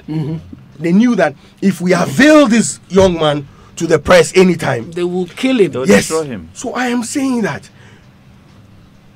if as manager, as a manager or a management team, you don't know who you're working with, then why are you even working? Okay. Sometimes So the for artist- an artist who doesn't speak well or doesn't handle interviews well, Yeah. as an artist manager, would you prevent them from doing interviews Yes, altogether? yes. So let me show you 5-5. Yeah, at the time when I started with 5-5, I had two guys before I added Gino.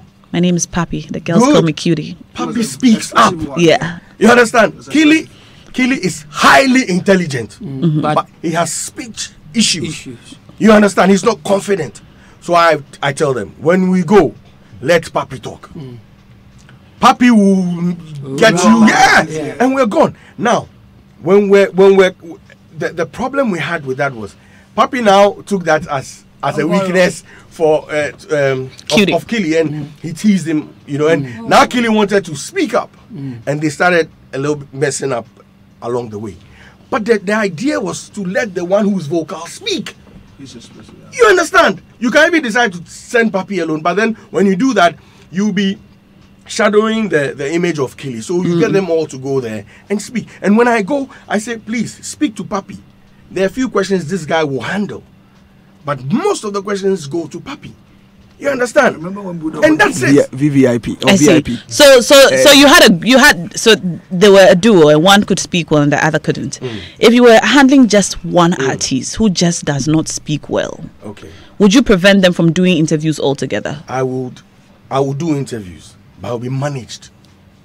So I'll call you if it is Miss G. I'll call you. You into the stage space. it. Yes, I'll call you into the space so you make my artist look good, or I will cover the interviews with good music, or do my own interviews and throw it out.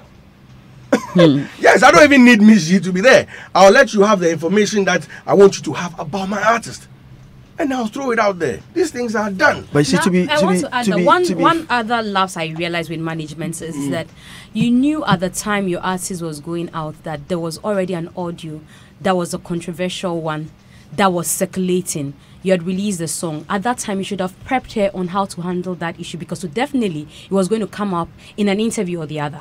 So now you understand why I said that. So I it's think likely that that now- if indeed what the point You made should about let her finish. Okay. I think that they should have told her that whenever this issue comes up, this is the answer we are given, and that's the answer we are standing by. You understand? Yeah. Then we won't be here because you understand. They did. Did they? So they told her that. That's why she said you should go and watch the other videos. No, she said go look at my previous interviews. I've said, because she had answered the question many times. What did you say in your previous interview? Why do you say refer me to that? Just say that. You understand? You understand? If you get me now, if I even have watched it just for emphasis. Knowing you'll have probed her. But you see, so we stand by one answer. So if they had told her that this is what we are saying, she should have just said, okay, like she said finally that it was for publicity. Then we know that you exactly. I've heard her say when the whole I don't know if there's so many as well.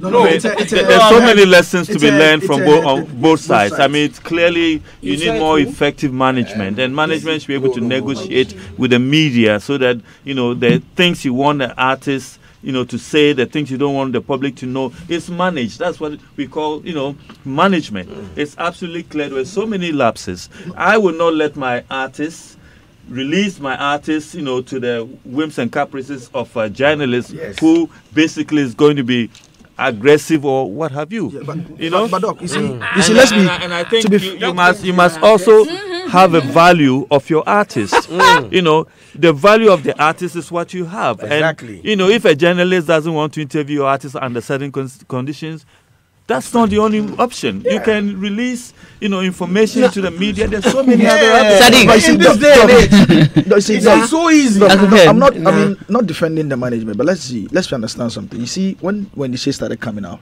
even though there were a lot of this talk and everything, they didn't avail her for interviews in the initial stages until I'm sure it got to a point where they knew that okay, at this point maybe she's better now, she can speak. And the point she made about the publicist talking to her and telling her things, it's likely he was just prompting and saying, like we discussed, I mean, this is BG, so be on guard, don't lose it, which is not a bad thing per se. Just that it didn't turn out. It should really not be in that context. You don't do it as the interview is happening, because that then can even create more, controversy. Like it did for the girl, because she looks and it's on video. So don't say this. Oh, say this. Oh, please. You get the person confused. Listen, this is the brain. There's an amount of information the brain can handle. For me, I think going forward, I think that this is okay. Let's hear from you. I want to show moving forward. Yes, we'll come to moving forward. You have already said that you are torn between Miss G and me. I'm a Cheyenne. I like when the Shay. So moving forward. I think that we should not be doing this to our young up and coming artists. If they go wrong, we should whip correct them in line. Yes. But you see, you don't correct somebody's wrong by insulting the person. True. And saying all manner of things, harsh things to the person. If Bulldog does something wrong, and I will, as he often does. Oh, plenty. Meaning for and I go calling Bulldog names, insulting him and telling him how daft he is, how dumb he is, and all that manner of things. Yes. Bulldog will not take my counsel seriously. True. Yeah. He won't. And it's the same with all of us out there who are pestering these youngsters with so much venom. I think it's not right. If they go wrong and we see them going wrong, okay, let's point out the wrongs in the nicest possible way and correct them. I think that to solve this matter, Wendy and her management should meet with Miss G and the Joy News team and have a little chat and say, we're sorry this happened. We all got it wrong. I probably did not understand where you were coming from. And I was only trying to, defend myself by the stance I took. And Miss G would also explain and say, I was only giving you the opportunity to sell yourself, but you read me wrong, kind of. And then, that's what you think they should do for damage control? Oh, yes. You don't think they should make a public statement? No, I'm saying... I think both parties should make... No. Before let Uncle Ken finish. They do not need a public statement. Okay. Don't.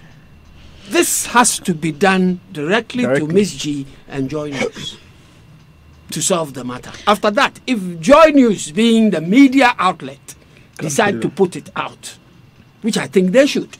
Let me read some. Put it out and say, we've had a visit from Wendy and her management, Miss Shea. and we think, and they've come to resolve the issues, and we are all cool. Okay. We're moving ahead. Now, you know, Sarkodie put out a post, yes, which appears to be an apology. Basically, If you what like, I've just said is what on Sark said. on her behalf. So Sarkodie put this out, not to endorse what Lil says Wendy did, but as artists, we've had days like that, especially coming up in the beginning. It takes time to gain full confidence and knowledge to be able to maneuver our way through this job easily. She acted on the human reflex, forgetting the job she's in. At a point, you feel people are after you, and you get extra sensitive to almost everything, and that can even affect those who have no intentions or agenda to cause harm and even affect yourself. Through the whole interview, I realized the state she was in, because I'm an artist too, but definitely not the best of ways to deal with it. Would apologize to the interviewer and plead for our sis. Mistakes happen. Let's keep supporting. It's good that Sarkodie. This is what Sarkodie put out. I think one of the questions. Sarkodie wasn't speaking. I saw Sarkodie And coming even up. now, he doesn't Yeah, speak. he doesn't speak. I'm glad that Sarkodie because he waded knows in, because Sarkodie. Let me see, because Sarkodie, I mean, he in recent times as well have had fostered relationship with the media, for instance. I think for Joy, there was a point when he said that his respect for Joy FM over a particular news story had gone down from 100 to 0.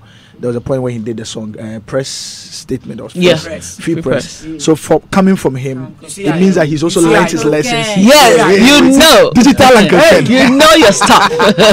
Anyway, we're going to activate the phone lines now. I would like to know what you think. Give us a call on 0302 216 541. Way forward. Call us now, 0302 216 541. What is the way forward? What should men do? Yes, Uncle Ken, we've heard you. We have forgiven her. You see, the thing is, you know, Ghanaians love her. Yeah, that's the point. Ghanaians love her. We love her. Absolutely. And then let's use we love her music. Uncle Ken is right. And we love her. But what can they do to correct this? Can I just say that basically the question now is, how can you turn this into a positive? Yes. That is really the thing. And if we are being creative, you know, we can, you know, when the Shea can do a song, Who Am I? I know when who I am. can do another interview with Miss G to correct it. To correct it. And you'll even be trending more than they are trending. Let's talk to Charles, who's on the line now. Hello, Charles. Just her and Miss G in the video. Yes, Charles. Guys, let's listen to Charles. Thank you for calling in, Charles. Yeah, I think the lady that did the interview was kind of rude. You know, when you ask a question like, who are you as Wendy Shea? I think it's a bit rude. So in the lady's shoe, I think it was kind of so what kind of question is this? And other question too she asks is, we are Joy, so aren't you going to interview going to grant us the interview? You know, this kind of rudeness of if you are in Joy, we know Joy is a very powerful station, but this kind of arrogance behind the station you are representing made the lady talk fast. So I think even though the lady was wrong, the lady who did the interview was also wrong. We should talk about that one too, because you know you guys have gone through your school and the journalistic practice and stuff. So she has to also know the questions she was supposed to ask the lady. Thank you. Thank you so much for the call, Charles. All right. 0302 216 541 is the number to reach us on. 0302 216 541. Dr. Usu. Okay. Dr. Usu, I'll come back to you. Hello? The connection is bad. Can you hear me? I can hear you. Okay, the connection is really bad. I'd like you to please call back. Dr. Usu, you were making a point before I spoke to Charles over there. Absolutely. On damage control. I think at this point, really, the question is, how do we turn all of this into a positive? Yes. You know, from both sides. You know, I think positive things can happen. From management, clearly there should be more development of artists in terms of how they handle media and so. But more immediately, turning that kind of negative stuff about, you know, being embarrassed or infuriated about being, you know, being asked that question, I think they can make a video.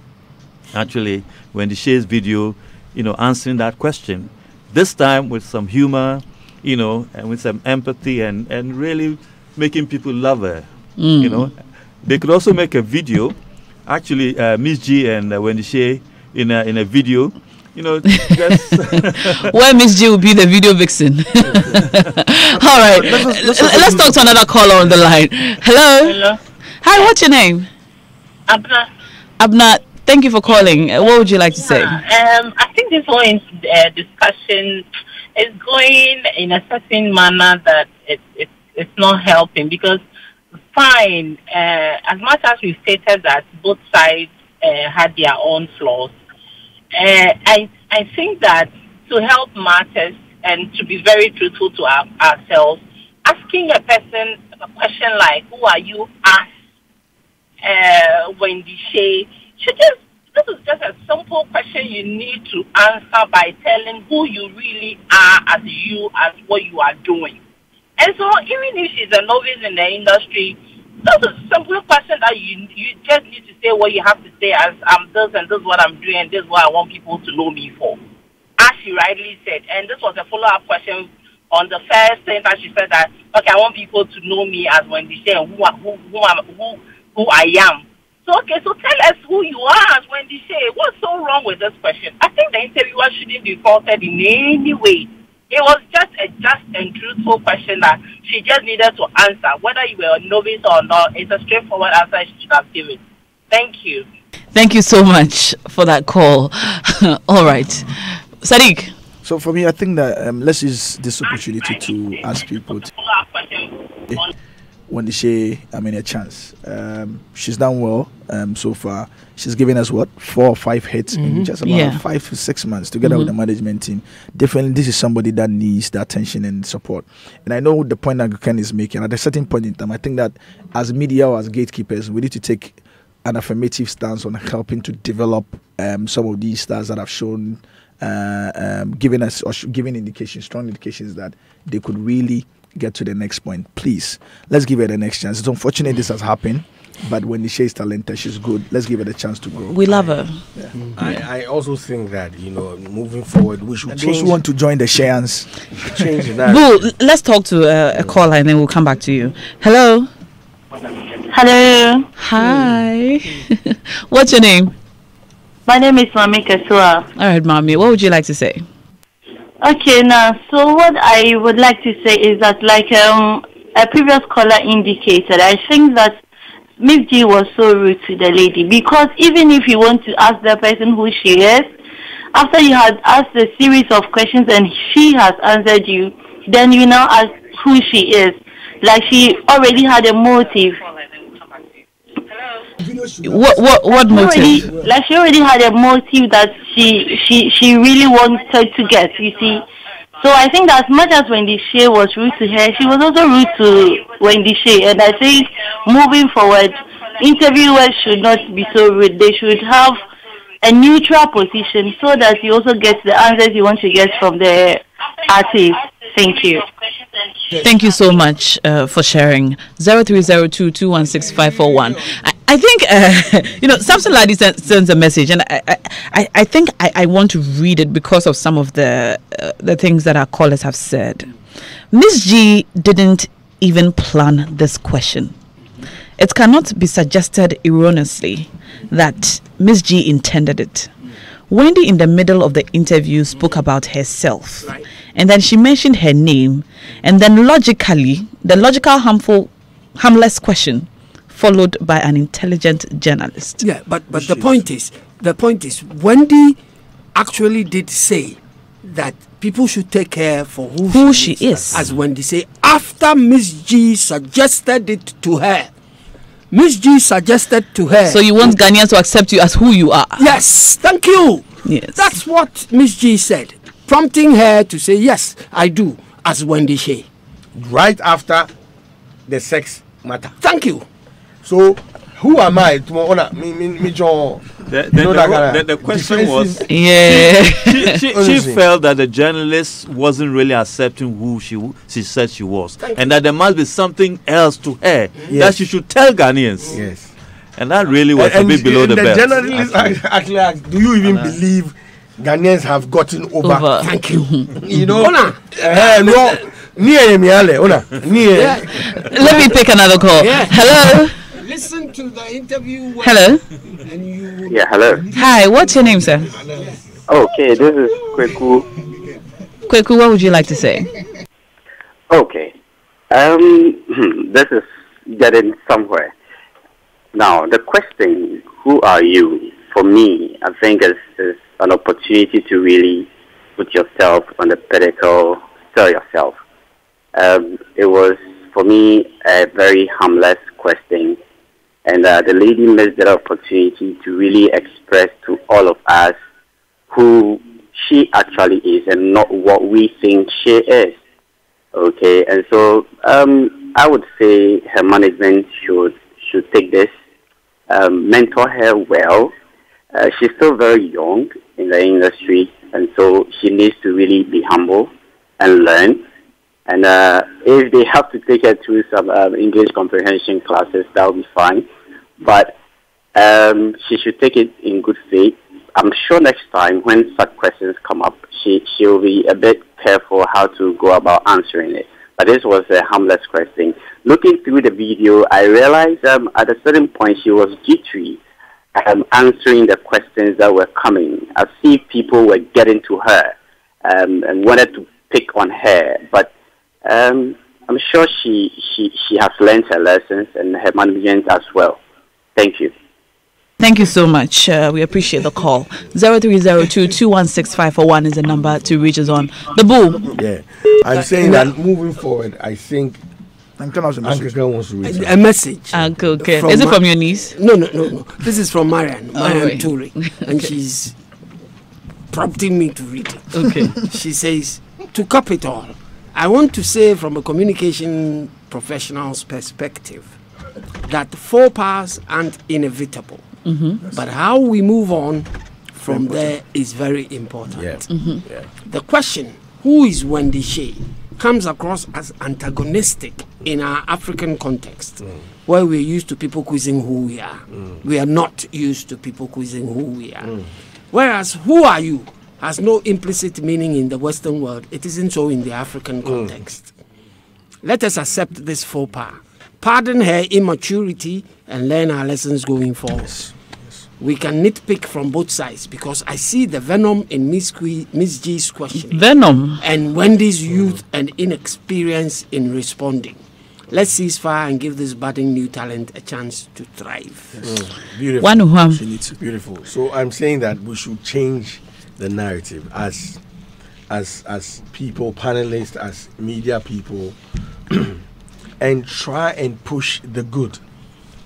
We should not, in the name of sensationalism, put out anything. We've done that for many decades, and we think that is the norm. So, even if somebody, like Uncle Ken said something earlier, that Wiala is on international TV selling She's Ghana. on Sky News. Good, selling Ghana. And we are downplaying it. Yes. We are downplaying it because of how we are wired as a people. And that is what I think if we have a conscious effort as media people to put the right stuff out, we are a conduit between celebs and the mass. You understand? If we make a conscious effort, we can tell a different story. So for me, moving forward, that's what we should do. We shouldn't go out there finding faults. Yes. Oh, say that again. And most importantly, we shouldn't go out there finding faults. You understand? I think that this has brought to the fore I know in a lot of industries they take a certain stance.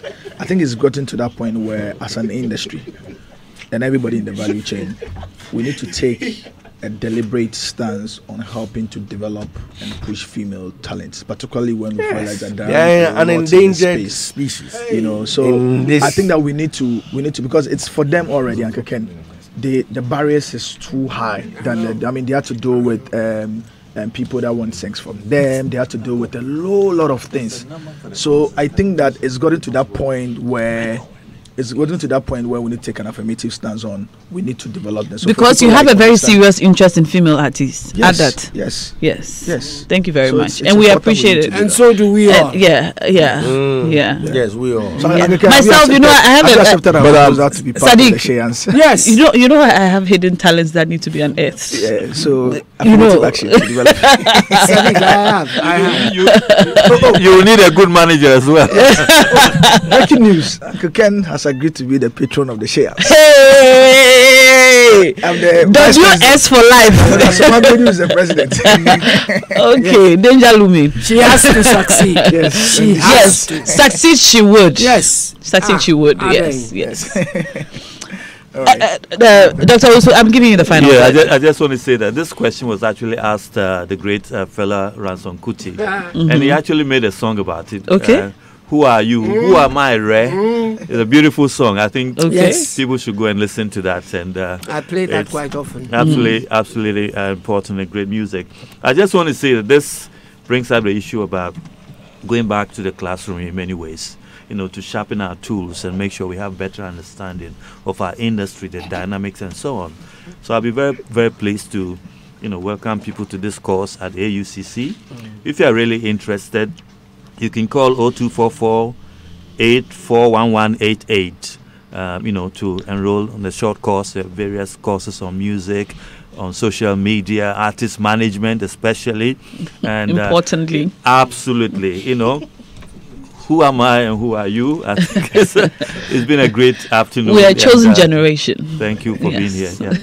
Thank you so much for being here. And I think I should just say we love Wendy Shay. We love her music. We appreciate how far she's come in this very short period. Now play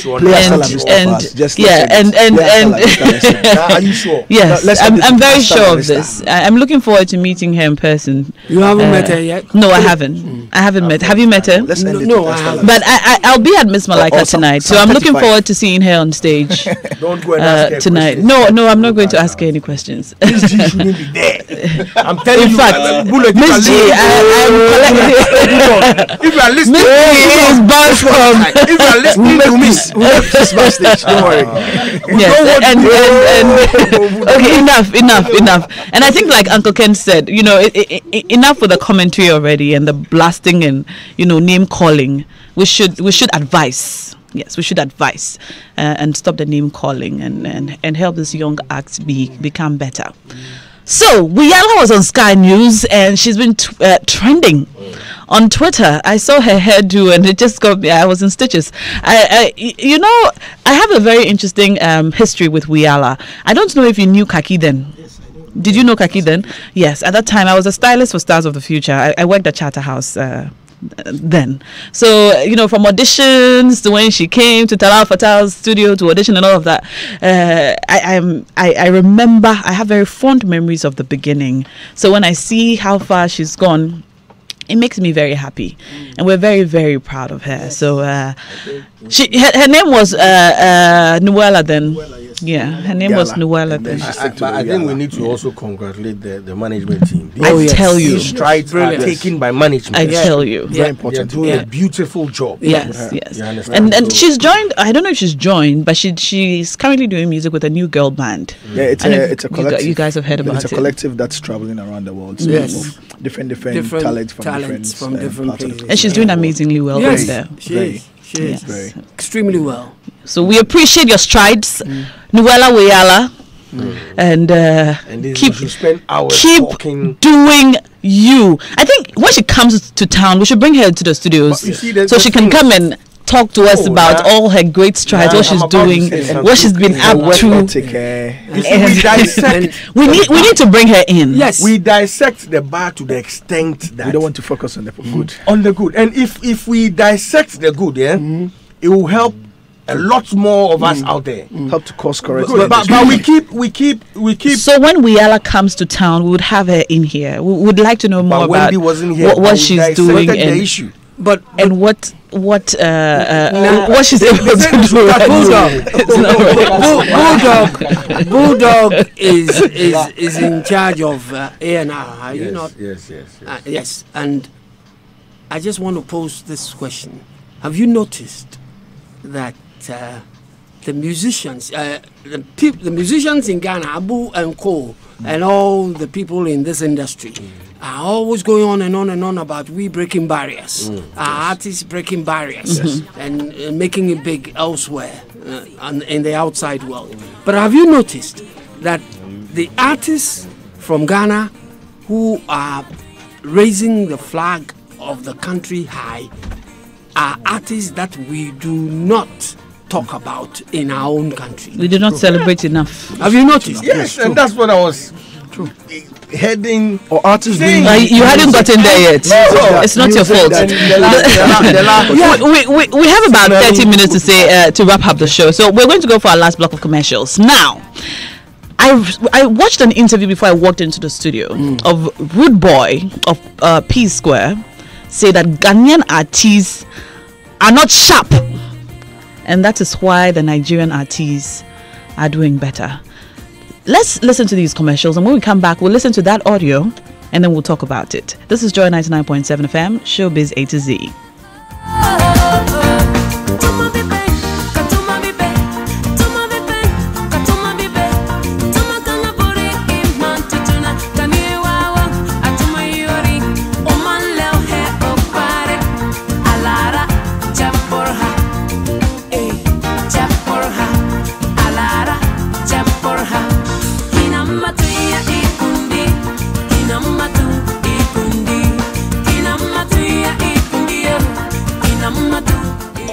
Start making the simple things simpler.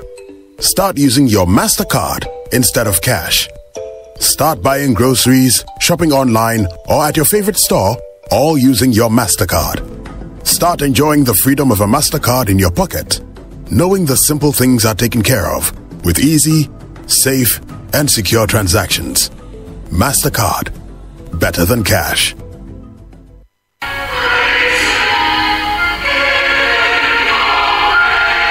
Salt and Light Ministries invites you, your family, and friends to a prayer rally to thank God for His mercies throughout the year 2018. Theme: Give thanks to the Lord, for He is good. His faithful love endures forever. Psalm 118 verse 1. Speaker: Reverend Solomon Norty, Mount Zion Methodist Church. Date: Saturday, 10th November 2018. Venue: Sun Lodge Hotel near Tessano Baptist Church. Time: 8:30 a.m. Ministering choir: Harmonious Chorale. For information, please call 0268 130 615 or 0302 772 013. Many of us stand the chance of becoming victims of globalization, not the shakers and the movers. That a great man was asked, how do you bring up children? And he said, the first is by example, the second by example, and the third by example. What are the top 10 things? Ahmed, I should confess to you, it's a very difficult subject you're handling. If you ever found Kelly anywhere sitting on a stool, the three legs of those two are faith, truthfulness, and enjoyment. Please don't pull any of these legs out. If you do, you will fall. 10 years of reviewing the past, situating the present, and predicting the future. Springboard, your virtual university, matriculates at 7 p.m. and graduates at 8 p.m. every Sunday on Joy 99.7 FM. Springboard is a very significant intervention in our national life. The radio program, the virtual university, and the roadshow have become important factors in the development of our human capital.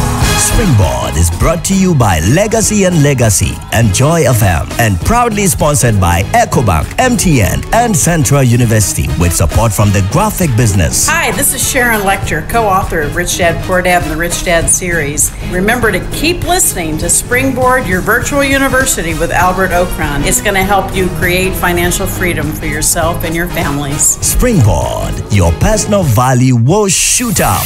Here's where we turn around. Here's where we turn around.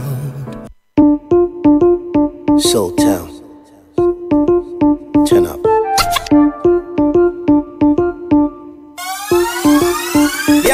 4th edition of the Hottest DJ competition promises to be massive with skillful performances by DJs all over Ghana. Do you have what it takes to be the next Hottest DJ 2018? It's your time now. Show Ghana what you've got. Pick up a registration form for 50 Ghana cedis at the front desk of Hits 103.9 FM or log on to www.myjoyonline.com. Click on the Hottest DJ banner, follow the link to register and make payment via Momo on 0243 430 337. You could be the next Hits FM Hottest DJ. So what are you waiting for? The Hottest DJ is brought to you proudly by Hits 103.9 FM and powered by Joy Prime. Sponsored by Western World Properties, Suzy Herbal, Chris Coconut Milk, and Glorious Juice. Hits FM Hottest DJ, unearthing unique talents. The Hottest DJ.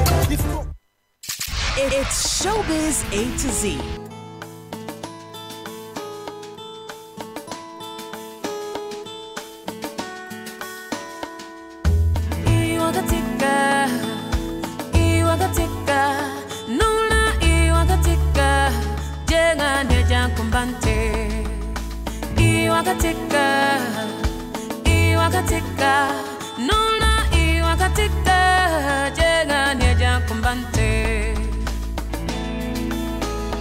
Damuleno, Nijan Kumbante, Damuleno, Nijan Kunyerete, Damuleno, Nijan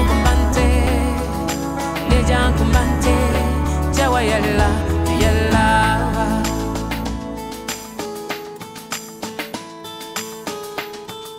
Come, let go to this place no one knows.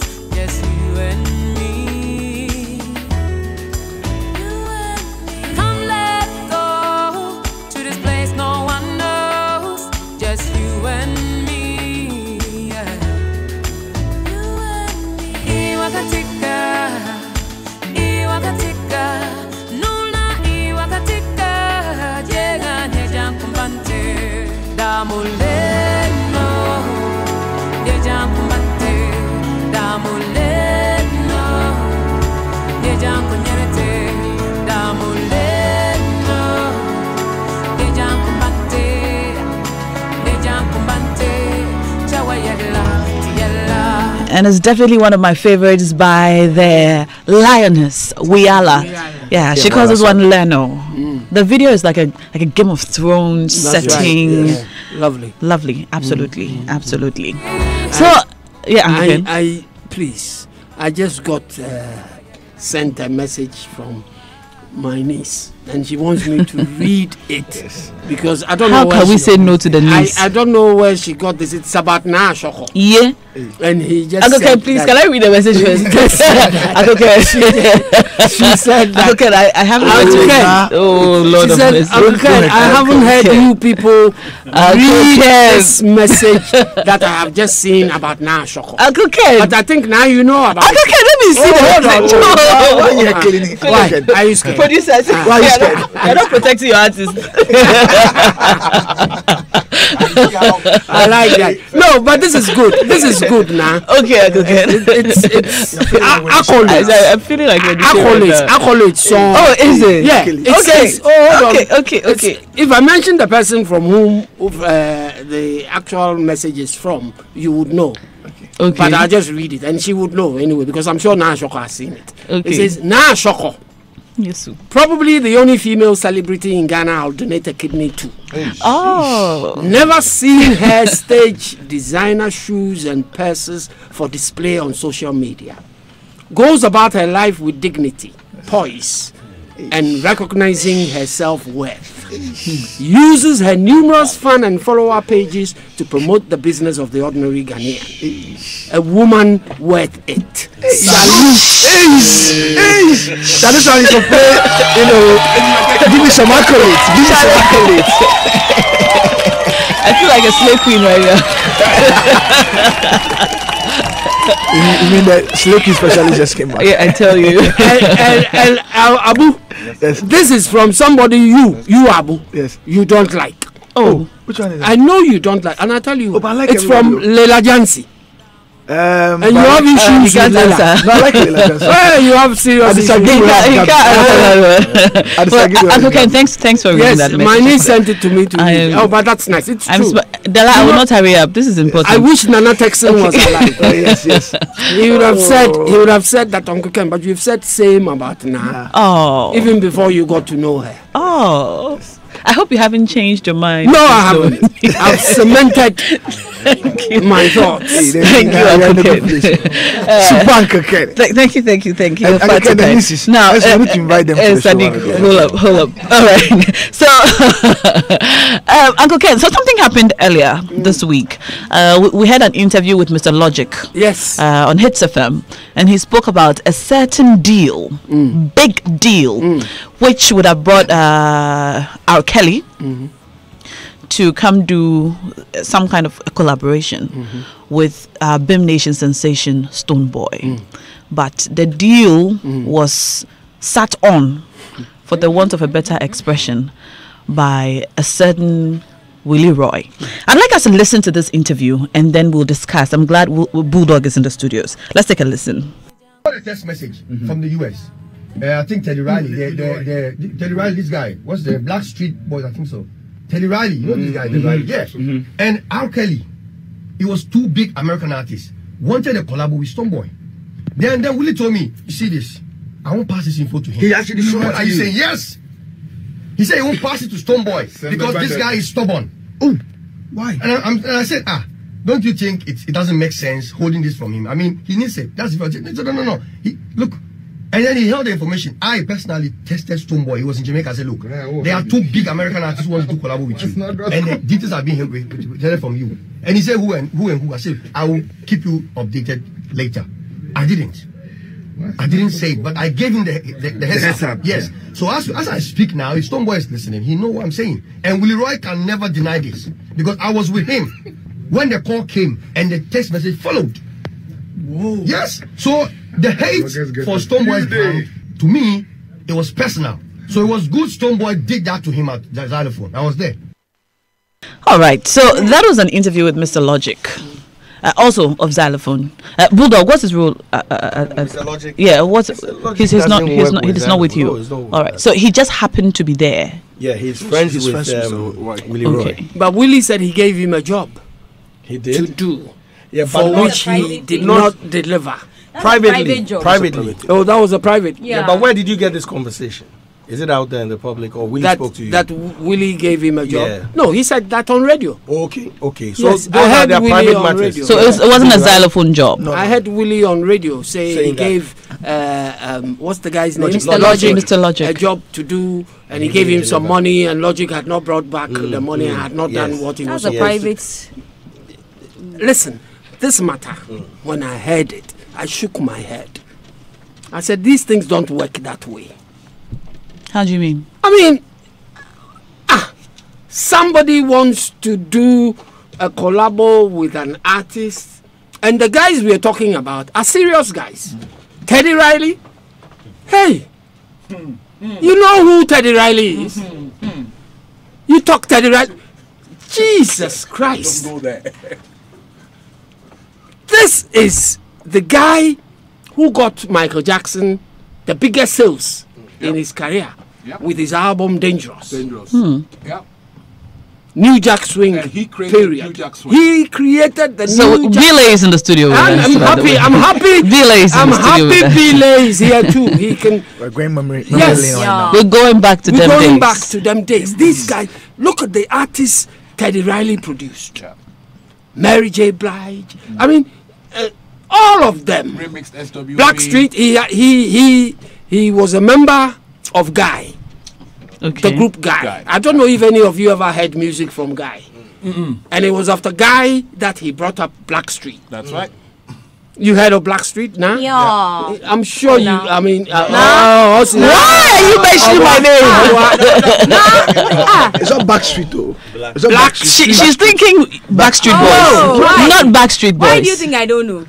Okay, please proceed. A host of artists, and not too long ago, Teddy wanted to expand his horizons. Went to Korea.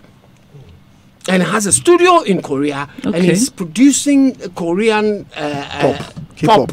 Yes, K-pop. K-pop. And this is a huge act, a producer who hasn't got time.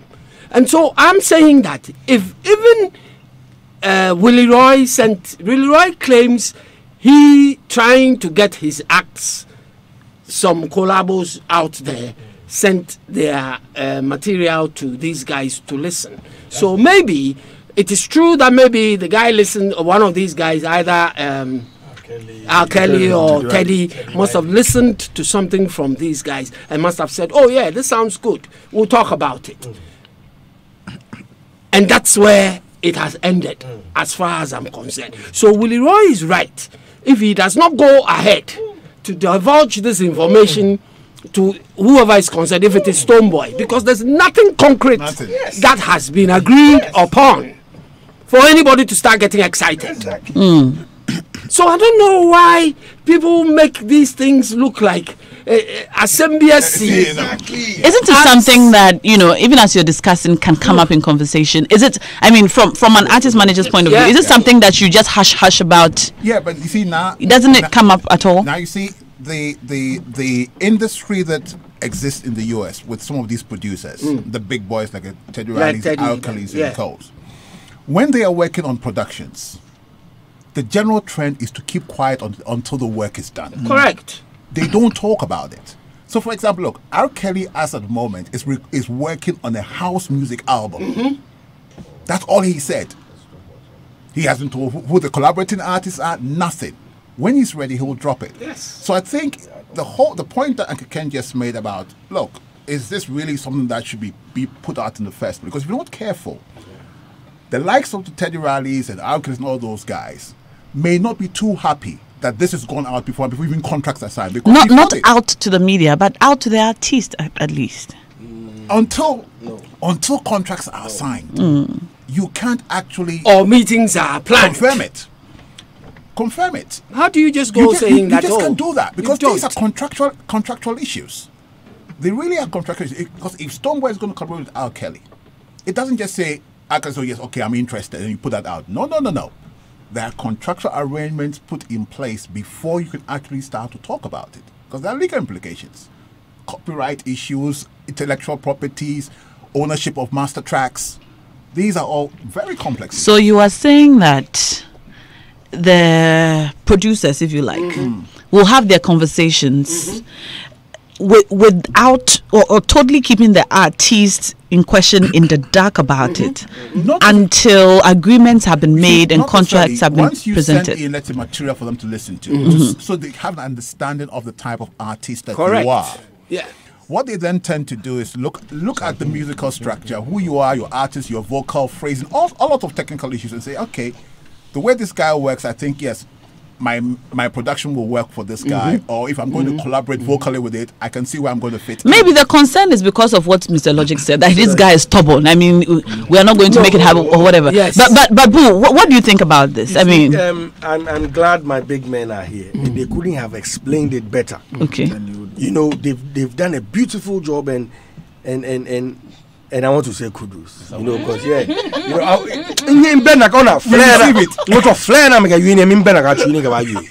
because you see, clearly what is happening is we're sending Willie Roy to the stake for doing his job. Right. You understand? Listen. Perhaps in future for Willie Roy, he also needs to be able to be discreet with these things and not share it with people that are not staff members of the organization. He's friends. That's an experience that he's friends with Logic. Yeah, I know, understand. And we're in a group. If you understand the genesis of this whole thing, you realize where Logic is coming from. They have some sort of a few, yes, and that's why Logic sought out to put him out that way. You understand? But clearly, like they've said, it needs to get to the latter before anybody. It's been 6 months. So it can take 3 years. Yes, 10 decades before and you see, my challenge is not with it coming. But there's a part about out to the media.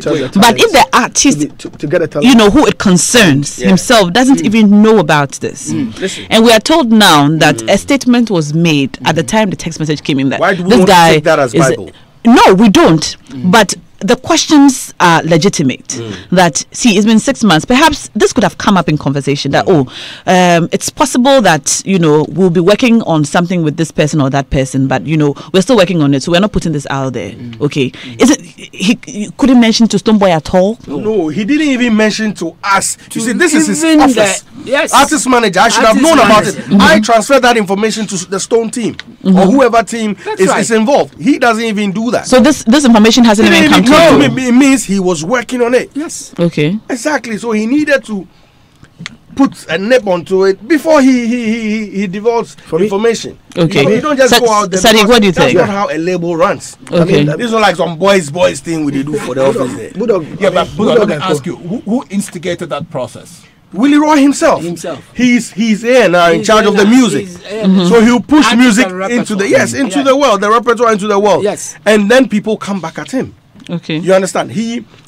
Myself and Kumi Guitar was in Manhattan, I think a few months back. And this same agent who was working with Willie Roy made the agent speak to me. They wanted Kumi to perform at a live event.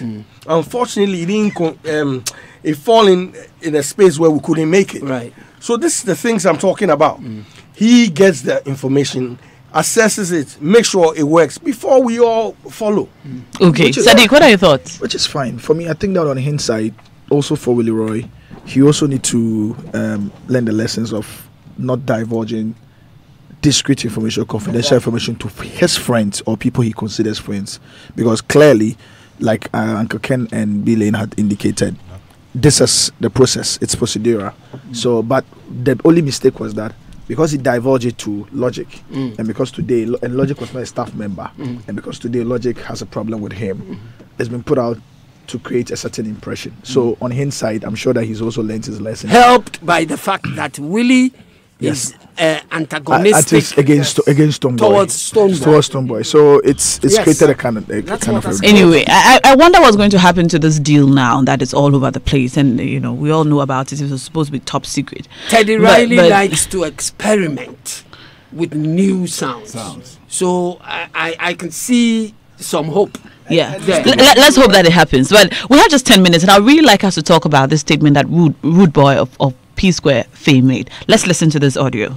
But the quick question I really want to ask is that what makes you relevant and what makes Nigerian music different from Ghana music? Because it looks like when you look at how the trend is going, Ghana music, Bedford, hip life and things like that, Nigerian taking and polish it, and it's like it's all over now. What makes you guys different? Why you guys are on top and keep on top? You see, I think it's Nigeria were too sharp. Let me give you an example. Why did I say sharp? Because trust me, even most of the sound you're talking about, they come from you guys, from the Ghanaians. Right. Okay?